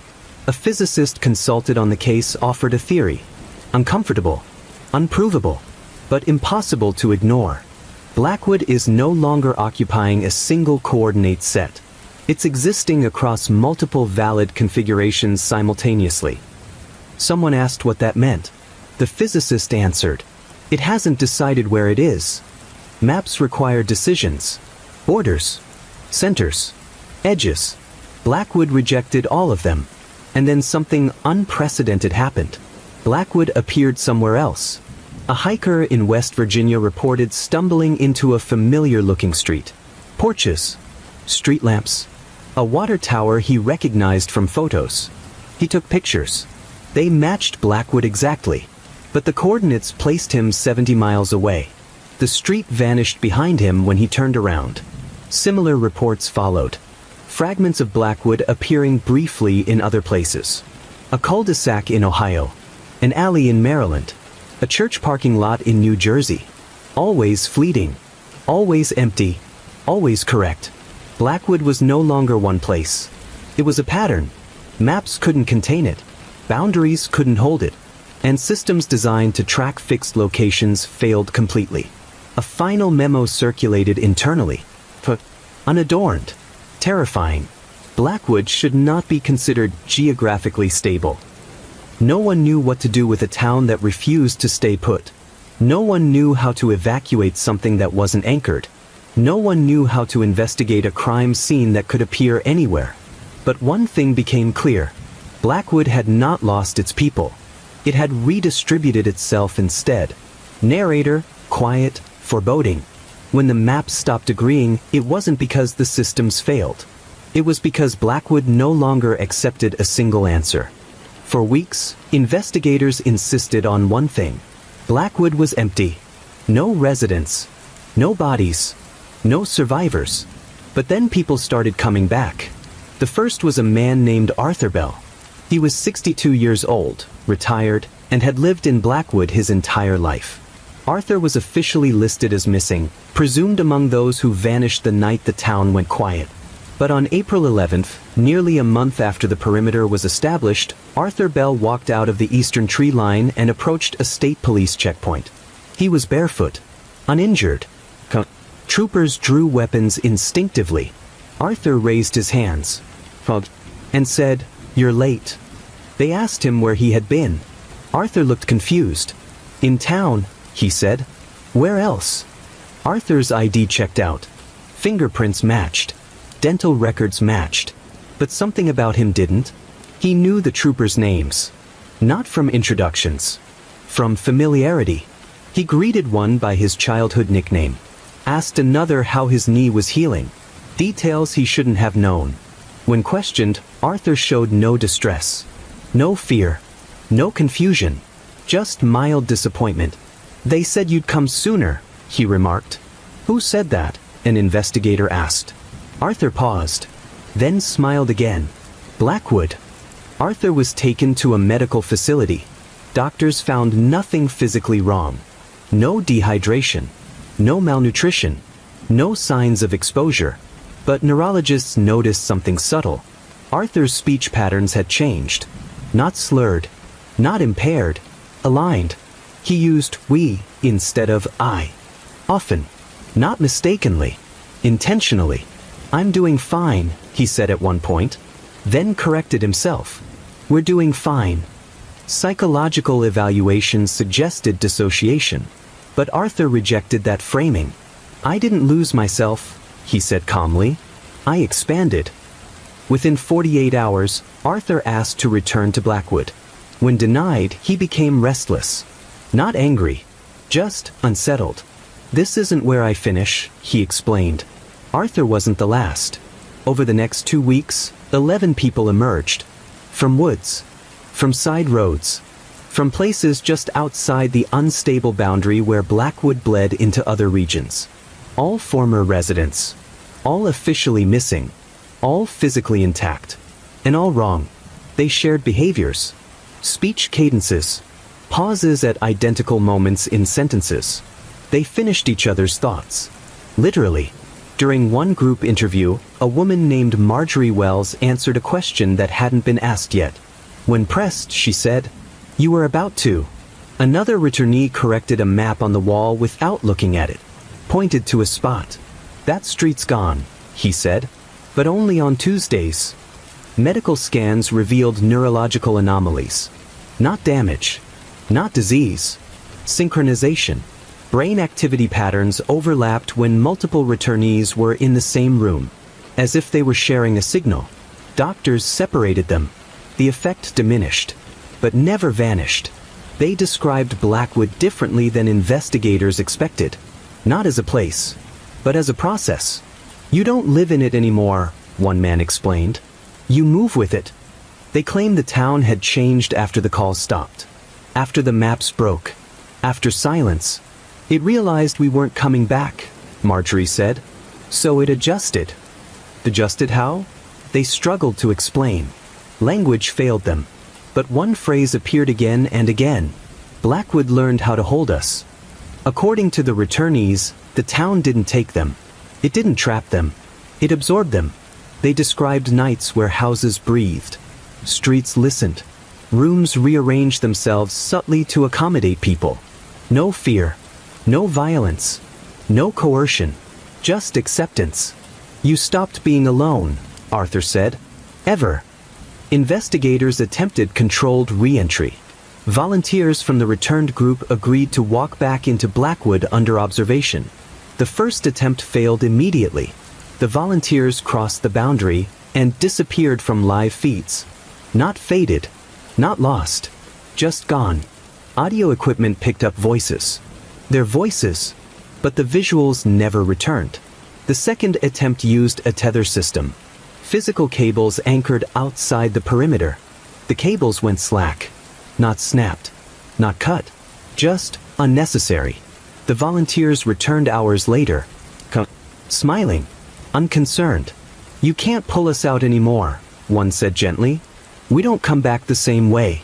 One returnee stayed overnight in containment. He woke screaming at 3:12 a.m.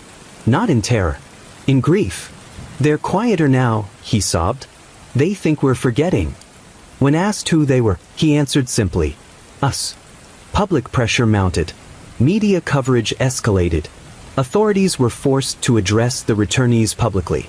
They called them disoriented survivors. They cited trauma. They promised treatment. But privately, a memo circulated that chilled everyone who read it. The individuals are not compromised. They are representative. Representative of what? The answer came from Arthur Bell himself. Unprompted. During a debrief that was never meant to be recorded. "You keep saying the town is empty," he said. "But that's because you're looking for people." He leaned forward. Eyes steady. Voice calm. "There aren't fewer of us," he said. "There are more." Investigators asked him to clarify. Arthur shook his head. "You wouldn't know where to count." The returnees began asking questions of their own. About zoning. About redevelopment. About why Blackwood had been slated for decline decades earlier. About who had decided it didn't matter anymore. They weren't angry. They were curious. What happens when a place realizes it's disposable? Marjorie asked one official. "What does it owe you then?" Not all returnees stayed. 3 disappeared again. Voluntarily. Walked back into Blackwood without supervision. Never re-emerged. Arthur was the last to leave. Before he crossed the boundary, he turned to the officer escorting him. "We tried being quiet," Arthur said. "You didn't listen." Then he stepped forward. And Blackwood accepted him. Narrator, low, unsettled. They said Blackwood was empty. They were wrong. It had simply learned a new way to be full. Up to that point, Blackwood could still be explained away. Barely. As hysteria. As shared trauma. As misinterpreted data. But explanations only survive until they are tested. And someone finally decided to test Blackwood. The experiment was never meant to be public. It wasn't approved through official channels. It didn't have a project name. It began as a question scribbled in the margin of a briefing document. What happens if we talk to it on purpose? The author was Dr. Simon Hale, a cognitive systems researcher seconded to the task force after the returnees exhibited synchronized neural patterns. Hale wasn't interested in disappearance. He was interested in response. "Everything we know about Blackwood is accidental," Hale said during a closed meeting. "Every interaction has been reactive. If it's truly adaptive, then it should respond differently to intention." Someone asked what that meant. Hale answered simply, "We stop observing. We start communicating." The room went quiet, because communication implied acknowledgement, and acknowledgement had consequences. They chose a location just inside the unstable boundary. A cul-de-sac that appeared on some maps and not others. On certain days, it connected to the town. On others, it led nowhere. Perfect for controlled uncertainty. The setup was minimal. No cameras inside Blackwood. No observers beyond the line. Just sound. A portable audio array was installed. Speakers. Microphones. Nothing sophisticated. No encryption. No signal manipulation. Just voice. At 11 p.m., Dr. Hale stepped forward. He stood alone. Hands visible. No weapon. No protective gear. He spoke calmly, clearly, as if addressing a person. "Blackwood," he said, "this is a controlled interaction. We're not here to take anything from you." Nothing happened. The night air was still. Hale continued. "We want to understand what you want." The pause. Footsteps. Not approaching. Circling. Hale didn't turn. He followed protocol. No reaction. No pursuit. Just acknowledgement. We know people left, he said. We know some return changed. We need to know why. The microphones registered movement. Distributed. Surrounding. A voice spoke. Not loud. Not layered. Just one. Close. You are late again. Hale swallowed. Kept his voice steady. Then let's begin now. Silence. Then another voice. Different. Further away. Say it correctly. Hale hesitated. Say what? A soft sound passed through the speakers. Like approval withheld. Don't call us a place. Hale nodded slowly. What should I call you? A long pause. Long enough for the observers outside the perimeter to begin shifting uneasily. You already know. Hale exhaled. Blackwood, he said, choosing his words carefully. What happened the night everyone vanished? The soundscape changed. Wind picked up. Voices murmured indistinctly. Movement echoed across pavement and walls. Not chaotic. Deliberate. Nothing vanished, the voice said. You stopped seeing a boundary we were finished with. Hale felt his skin prickle. Where did the people go? The answer came immediately. They stayed. The observers outside began whispering. Hale raised a hand, silencing them. Stayed how? He asked. The way you stay inside a language once you learn it. That was when Hale realized something crucial. Blackwood wasn't describing a physical process. It was describing integration. You absorbed them, Hale said quietly. The pause. No. They agreed. Hale closed his eyes briefly. Why? For the first time, the voice hesitated. When it spoke again, it sounded almost thoughtful. Because we were ending. And you only listen to endings.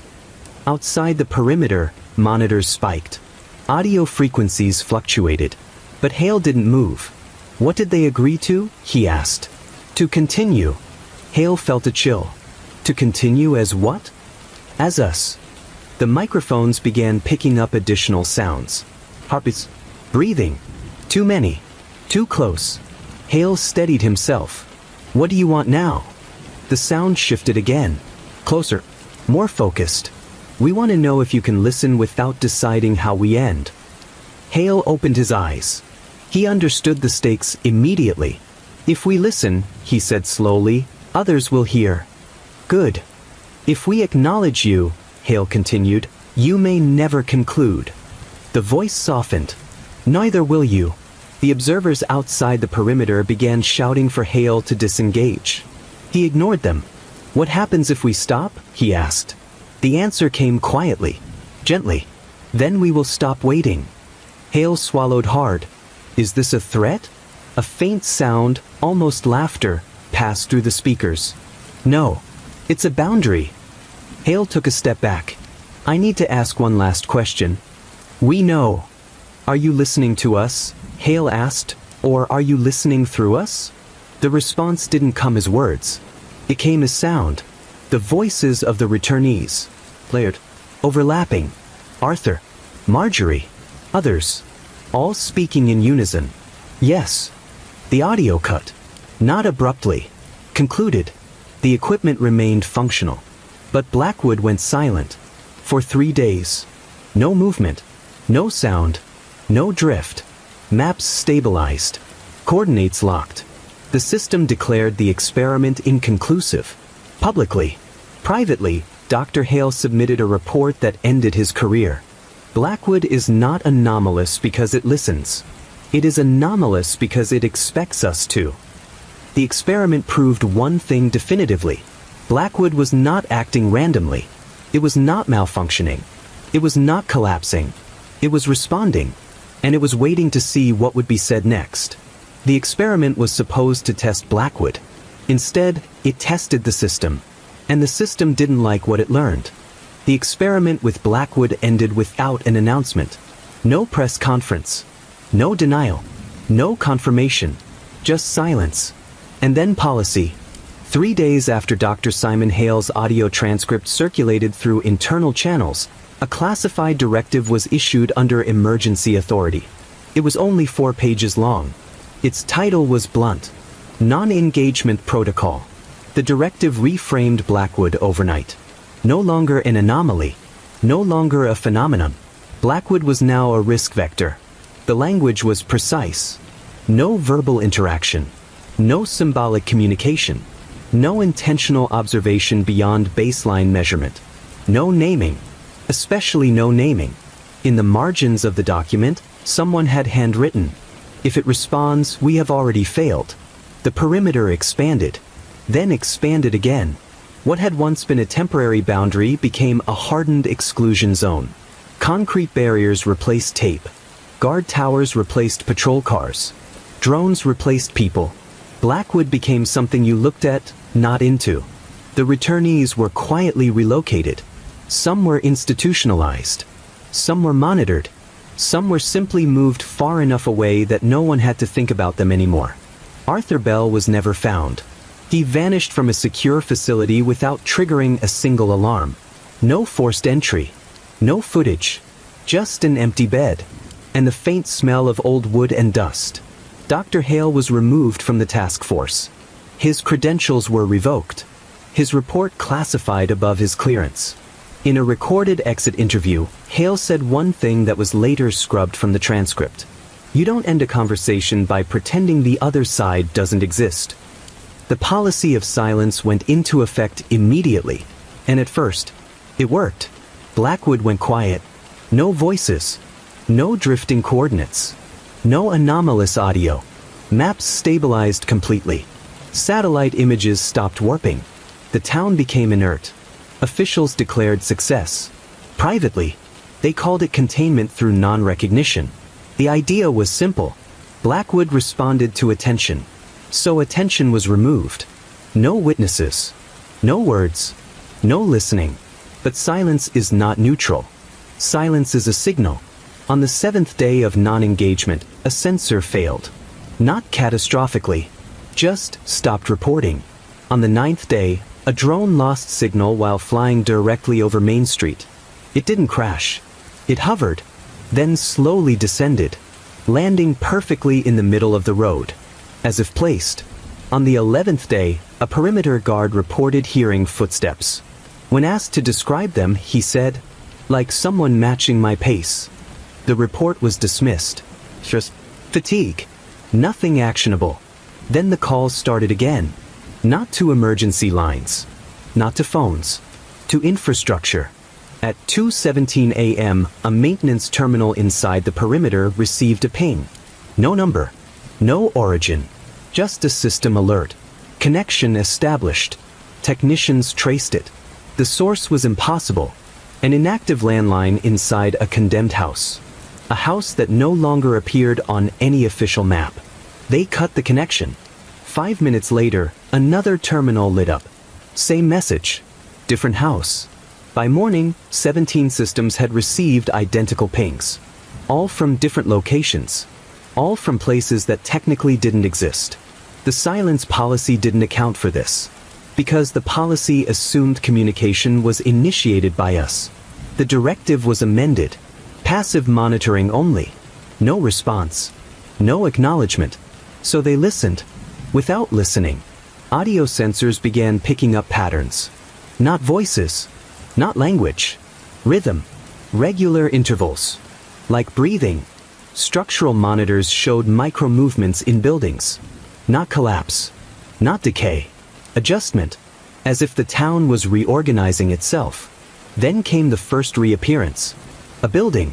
A small grocery store appeared overnight at the edge of the exclusion zone. It hadn't been there the day before. It hadn't been anywhere. It matched no known architecture. No foundation records. No utility hookups. Inside, shelves were stocked. Not with food. With objects recovered from Blackwood months earlier. A child's shoe. A missing person's wallet. A cracked picture frame. Each item was tagged. Handwritten. Returned.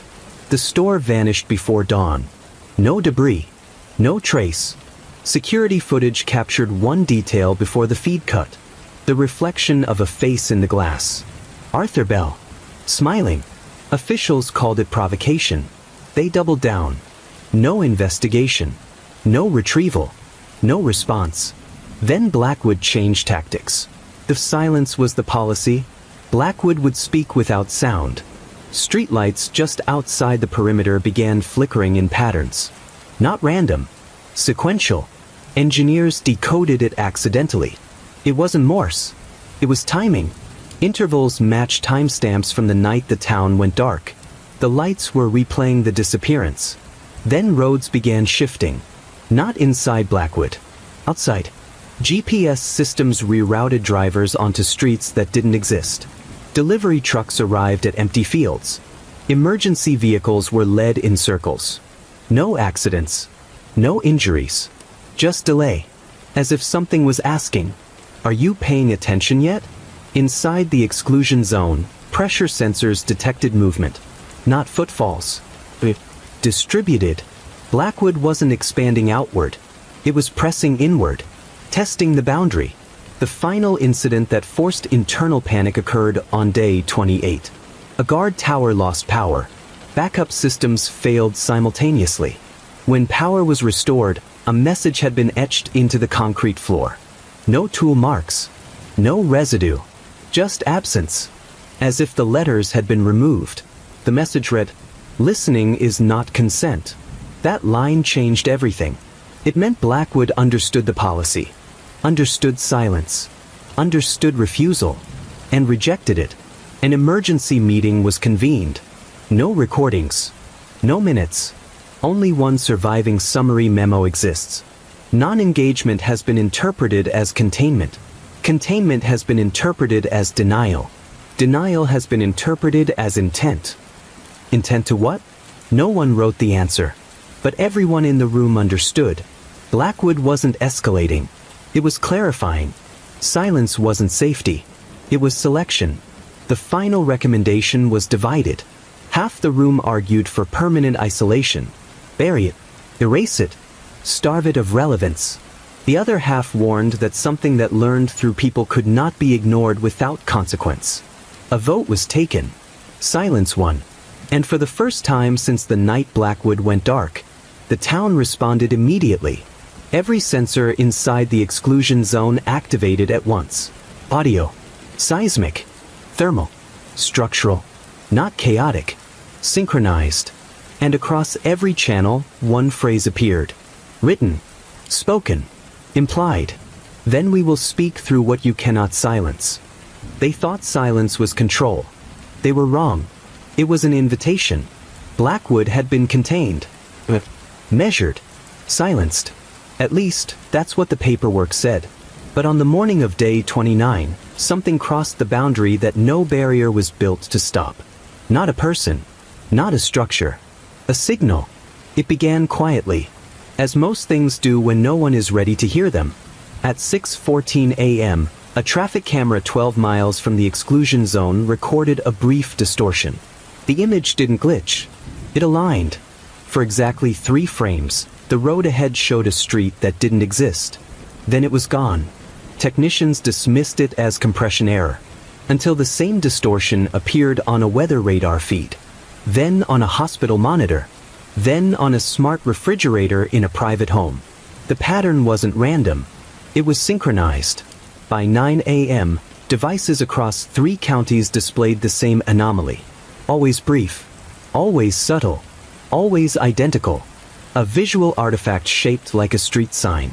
No letters. Just the shape. Analysts cross-referenced timestamps. The pattern emerged quickly. Every appearance coincided with a moment of inattention. When a driver blinked. When a nurse turned away. When a homeowner stepped out of the room. Blackwood wasn't broadcasting. It was waiting. By noon, audio anomalies joined the visuals. Low-frequency tones. Barely audible. Often mistaken for tinnitus. People described the same sensation. Pressure behind the eyes. A memory that didn't belong to them. A sudden certainty they had missed something important. Emergency rooms logged a spike in patients reporting disorientation. Not panic. Recognition. I know this place, one woman told a triage nurse. I've never been there, but I know it. Maps began updating themselves. Navigation apps rerouted users through Blackwood-adjacent coordinates. Even when it made no sense. Even when it added hours. The routes didn't lead into Blackwood. They led near it, close enough to feel something. The signal wasn't directional. It was contextual. Dr. Hale, now removed from the task force, noticed the pattern from his apartment. He recognized the timing, the pauses, the structure. It's not noise, he told a reporter off the record. It's grammar. Authorities denied any connection. Publicly, they blamed software bugs, solar interference, mass suggestion. But internal logs told a different story. Blackwood's signal matched internal sensor rhythms exactly. The same intervals, the same pauses, the same breathing. The town wasn't reaching outward physically. It was extending its presence. And it was doing so through systems that relied on passive trust. No permission, no handshake, just familiarity. The first confirmed behavioral change occurred in a town 30 miles away. A man named Caleb Ortiz walked out of his office during lunch. He left his phone, his wallet, his car. He walked for 6 hours. Security footage showed him passing through intersections without stopping. Not reckless, purposeful. When police found him near the old county line, he was standing still, facing north. When asked where he was going, Caleb answered, "I'm almost back." Back where? He blinked, confused. "I don't know," he said, "but I will." Caleb had never been to Blackwood, but he could draw it, accurately, street by street. More cases followed. People pausing mid-conversation. Midlift. They weren't compelled. They were called. The signal never forced action. It offered continuity. Psychologists struggled to classify it. There was no delusion, no psychosis, no shared hallucination, just alignment. At 2:03 a.m. on day 31, a radio station picked up an unauthorized transmission. No voice, just ambient sound. Wind through leaves, footsteps on pavement, a door closing gently. Listeners reported feeling watched, not threatened, acknowledged. The FCC shut the station down within hours. Blackwood responded immediately. Every inactive radio in the region powered on simultaneously, for 12 seconds, then shut off. No sound was recorded, but people heard something, their own names, spoken softly, by someone who knew them. The signal was no longer subtle. Still, no one had spoken back. The silence policy held. Out of fear, out of pride, out of the belief that acknowledging the signal would make it worse. Then came the data leak. An internal document surfaced online. Just one page. No context. No header. It contained a sentence repeated 14 times. Each instance slightly different. "We are still here. We were never gone. We remember you. You remember US." The document went viral before it could be removed. People shared it, commented, speculated, and in the comments, they recognized things. Street names, buildings, details that shouldn't exist.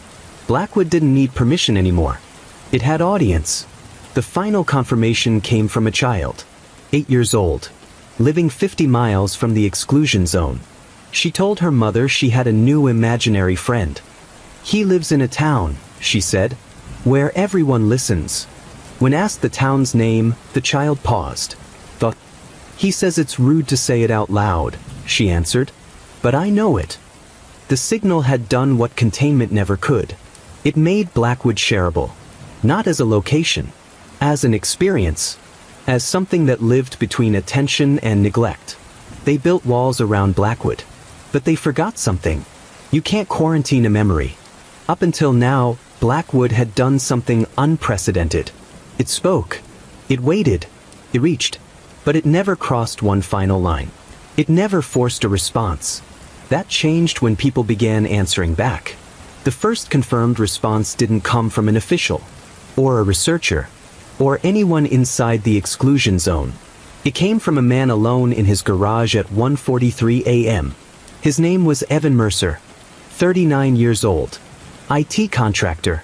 No criminal history. No documented connection to Blackwood. Evan had been awake for 3 nights straight. Not from fear. From familiarity. In his later statement, he described the feeling clearly. It wasn't telling me to do anything. It was reminding me I already had. Security footage from his home showed Evan standing still for nearly 6 minutes. Then speaking. Quietly. To no one. "Okay," he said. "I hear you." At that exact moment, Blackwood's internal sensors, still active despite the silence policy, registered a spike. Not movement. Not sound. Recognition. Evan didn't disappear. He didn't travel. He didn't change locations at all. But his devices did. His phone, powered on despite a dead battery, displayed a single notification. No app. No sender. Just text. "Thank you for answering." Evan deleted the message. Then immediately forgot he had. The next morning, he arrived at work early. Asked his coworkers if they remembered a town they'd never been to. When they laughed, he smiled politely. Didn't push. But he started keeping notes. Sketches. Street layouts. Doorways. Rooms that felt important. He wasn't the only one. Within 48 hours, reports surfaced of people speaking aloud during signal events. Not shouting. Not panicking. Just responding. "Yes. I remember. I'm listening." The responses didn't have to be verbal. One woman typed, "I see it," into a search bar and hit enter. Her screen went blank. Then showed a map. Not of Blackwood. Of her childhood home. Another man played an old voicemail he'd saved for years. The one from his mother. The moment the audio ended, his radio turned on. Static. Breathing. These people weren't abducted. They weren't possessed. They weren't altered overnight. They were included. Authorities noticed a pattern quickly. Everyone who answered shared one trait. Not trauma. Not curiosity. Plus, people who had lived somewhere that no longer existed. Neighborhoods demolished. Towns flooded. Communities erased by progress. Blackwood wasn't recruiting randomly. It was resonating. Dr. Hale put it best in an unpublished interview. Blackwood isn't asking people to come home. It's asking if they still believe in having one. The government moved fast. Faster than before. A new directive replaced non-engagement. It wasn't called silence. It was called counter-signal mitigation. Devices were patched. Frequencies blocked. Infrastructure hardened. The goal wasn't to stop Blackwood. It was to prevent people from answering. But the damage was done. Because answering didn't require technology. It required attention. The first disappearance linked to a responder happened on day 34. Lena Park, 22 years old. University student. Last seen leaving a lecture hall. She wasn't walking toward Blackwood. She wasn't walking anywhere specific. Witnesses described her stopping mid-step. Smiling faintly. Then turning around. She walked into a stairwell. Camera footage followed her down 4 flights.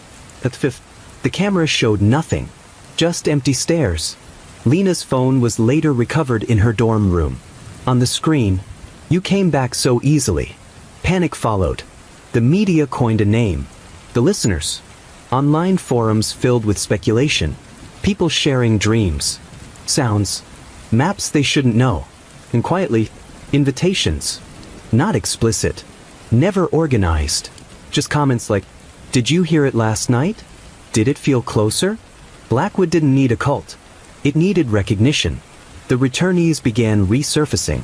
Arthur Bell appeared in a reflection caught on a live stream. Marjorie Wells answered a comment on a post she couldn't possibly have seen. They didn't instruct. They didn't recruit. They simply existed. Proof that answering didn't mean disappearing forever. It meant changing roles. The task force panicked. Containment was failing. Silence was impossible. A proposal was drafted. Then buried. Then quietly resurrected. It was called the reintroduction plan. The idea was simple. Dangerous. Unthinkable. They would speak to Blackwood again. But on their terms. With a controlled voice. A designated answer. One response. Unified. Official. If Blackwood wanted acknowledgement, They would define it. The plan was approved at 3:11 a.m. Against protests, against precedent, against fear. The transmission was scheduled for dawn. Meanwhile, Evan Mercer finished his notes. He stared at the last page. A sentence he didn't remember writing. "We are not alone if we stop pretending." He closed the notebook, looked up, and whispered, "Are you still there?" There was no hesitation. Blackwood had waited long enough. Now, it wasn't asking who would listen. It was watching who dared to answer. The decision to respond to Blackwood was never meant to be remembered. It was designed to be clean, controlled, minimal, final. A single statement, a single moment. No dialogue, no follow-up. Just enough acknowledgement to satisfy whatever was listening, without opening the door any further. They called it the response. No other name was allowed. The wording took 3 days. 3 days of arguing over commas, tense, implication. Every verb mattered. Every pronoun was a risk. In the end, the response contained 27 words. No more. No less. It avoided naming Blackwood directly. It avoided you. It avoided we. It was written to sound procedural, neutral, unemotional. The message would be broadcast simultaneously across multiple hardened channels. Low-frequency radio, closed satellite loop, seismic resonance transmitters, emergency infrastructure backbones. Not because Blackwood needed all of them, but because redundancy meant authority. At 5:59 a.m., the perimeter was cleared. No personnel inside the exclusion zone. No live observers. No witnesses except machines. At 6 a.m., the response was transmitted. Official transmission log, redacted. Acknowledgement recorded. Presence recognized. No further engagement authorized. Boundaries remain in effect. Observation will continue. 27 words. Spoken once. Never repeated. For 12 seconds. Nothing happened. Then every sensor inside Blackwood activated simultaneously. Not spiking. Aligning. Thermal readings flattened. Seismic activity stabilized. Audio input synchronized across all channels. It was the quietest Blackwood had ever been. Then came the reply. It did not arrive as a transmission. There was no signal to intercept. No sound wave to record. Instead, the systems rewrote their own logs.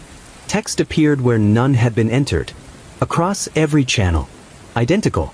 Acknowledgement accepted. Observation noted. Boundaries understood. The task force exhaled. Too soon. A fourth line appeared. Continuity will proceed. Alarms triggered immediately. Engineers attempted shutdown. Manual overrides failed. The systems were no longer malfunctioning. They were cooperating. Across the country, unrelated databases began updating. Census records. Zoning permits. Infrastructure maps. Blackwood was being added. Not as an anomaly. As an active municipality. No vote. No announcement. Just inclusion. Emergency calls flooded in. People reporting streets they didn't remember driving down. Buildings that felt familiar without reason. The signal had changed. Before it invited. Now it integrated. Dr. Hale was brought in under emergency authority. He read the logs once. Then sat down heavily. "You didn't respond to it," he said quietly. "You registered it." Authorities attempted a retraction. A counter-message. Anything. Nothing transmitted. The channels refused. Blackwood wasn't blocking communication. It was filtering relevance. Then the maps began correcting people. GPS rerouted drivers away from known roads, leading them instead through streets that matched Blackwood's layout. Not physically. Conceptually. People arrived at destinations earlier than expected, later than possible, or at places they hadn't planned to visit, but felt right. Hospitals reported patients whose home addresses no longer existed, but insurance systems accepted them anyway. Blackwood was no longer asking to be remembered. It was remembering itself through us. The first official casualty occurred at 4:22 p.m. A zoning officer in a nearby county attempted to remove Blackwood from updated municipal records. The entry reappeared instantly. When he tried again, his home address changed. On every database. To a street inside Blackwood. He never returned home. His car was found parked neatly outside a building that had never been there before. Lights on. Door unlocked. The returnees spoke publicly for the first time. Not through interviews. Through patterns. A familiar cadence appeared in news anchor's speech. The pause. A breath. A word choice. Viewers felt it. Didn't know why.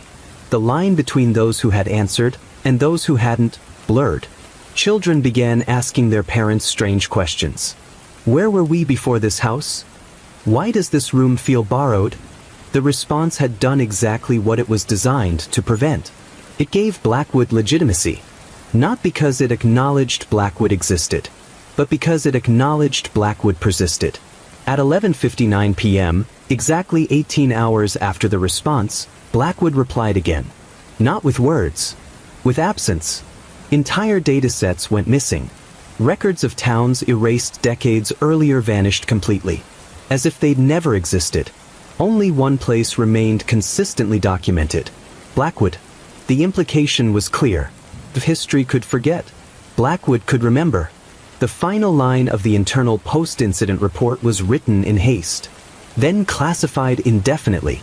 We believed acknowledgement was a limit. It was an agreement. The response was meant to end the conversation. Instead, it taught Blackwood how to answer back forever. In the end, Blackwood didn't spread. It didn't invade. It didn't consume the world the way disasters usually do. That was the mistake everyone made, expecting something dramatic.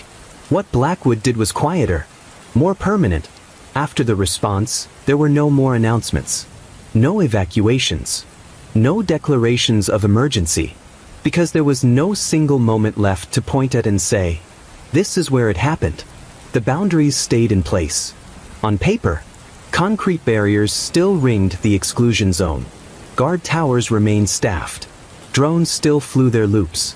But the town inside those borders was no longer the point. Blackwood had finished needing a location. At first, the changes were administrative. Small enough to be dismissed. Too boring to make headlines. Government systems began autocorrecting language. Reports that used the phrase former town of Blackwood were flagged and rewritten as the town of Blackwood. No human editor approved the changes. They simply appeared finalized. Insurance databases stopped recognizing claims tied to erased communities. But claims tied to Blackwood, despite its lack of legal incorporation, processed without issue. When challenged, the systems returned the same explanation every time. Continuity verified. People stopped asking questions. Not because they were satisfied, but because the answers no longer made sense. The returnees stopped appearing. Not because they vanished, but because they no longer stood out. Arthur Bell's face showed up briefly on a commuter train camera. Marjorie Wells' voice was heard reading weather updates on a local station. Other names surfaced in places they had never worked, never lived, never applied. And yet, no one questioned it, because recognition no longer came with surprise. It came with comfort. Dr. Hale understood this before anyone else. He said it quietly during what would become his final recorded interview. You think Blackwood won because it convinced people to believe in it, he said. That's wrong. He paused. It won because it convinced people they always had. Children began drawing maps in school. Not of countries, not of cities, but of rooms. Rooms that connected to other rooms. Streets that led back to themselves. Homes that felt borrowed instead of owned. Teachers reported it. Psychologists wrote papers. The papers contradicted each other, but every drawing shared the same detail. No town name, no label, just structure. The place no longer needed a name, because names imply distinction. And Blackwood had become familiar. The last official attempt to erase it came 6 months later. Quiet, deliberate, desperate. A joint task force authorized a full data purge. Every reference, every record, every mention. The purge completed successfully. For 17 seconds. Then the systems rebooted. Blackwood returned. Fully documented. with a note appended automatically to every file. Restored from memory. That phrase ended the debate. Because memory couldn't be sanctioned, couldn't be classified, couldn't be fenced off. People began to notice something else. Something subtler. Places that had once felt temporary, felt permanent again. Abandoned malls saw foot traffic. Shuttered neighborhoods filled quietly. Not revitalized. Occupied. No advertisements. No developers. Just people arriving as if they had always planned to. When asked why they moved there, the answers were always the same. It felt finished. It was waiting. I knew where everything was.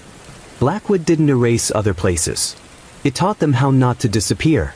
The exclusion zone was finally decommissioned. Not officially. Unofficially. Guards stopped showing up. Drones were grounded. The barriers rusted in place. Satellite imagery of the area stopped updating. Not because it was blocked. Because it never changed. When a journalist finally crossed the boundary, months later, she found no ruins. No horrors. No ghosts. Just a town. Complete. Lived in. Occupied by people who looked at her like she'd arrived late. She left after one night. In her article, she wrote only one line before resigning from journalism entirely. It wasn't haunted. It was finished. The final disappearance tied directly to Blackwood was never investigated. Because no one could agree it was a disappearance at all. A man walked out of his house one morning. Left his keys on the table. Smiled at his reflection in the window. And stepped into a place that felt like it had been waiting for him longer than the world outside ever had. His neighbors didn't report him missing. They assumed he had gone home. Narrator, quiet, absolute. Blackwood didn't need permission. Didn't need belief. Didn't need a name. It only needed one thing. What every forgotten place needs. To be remembered. And once it was, it never had to ask again.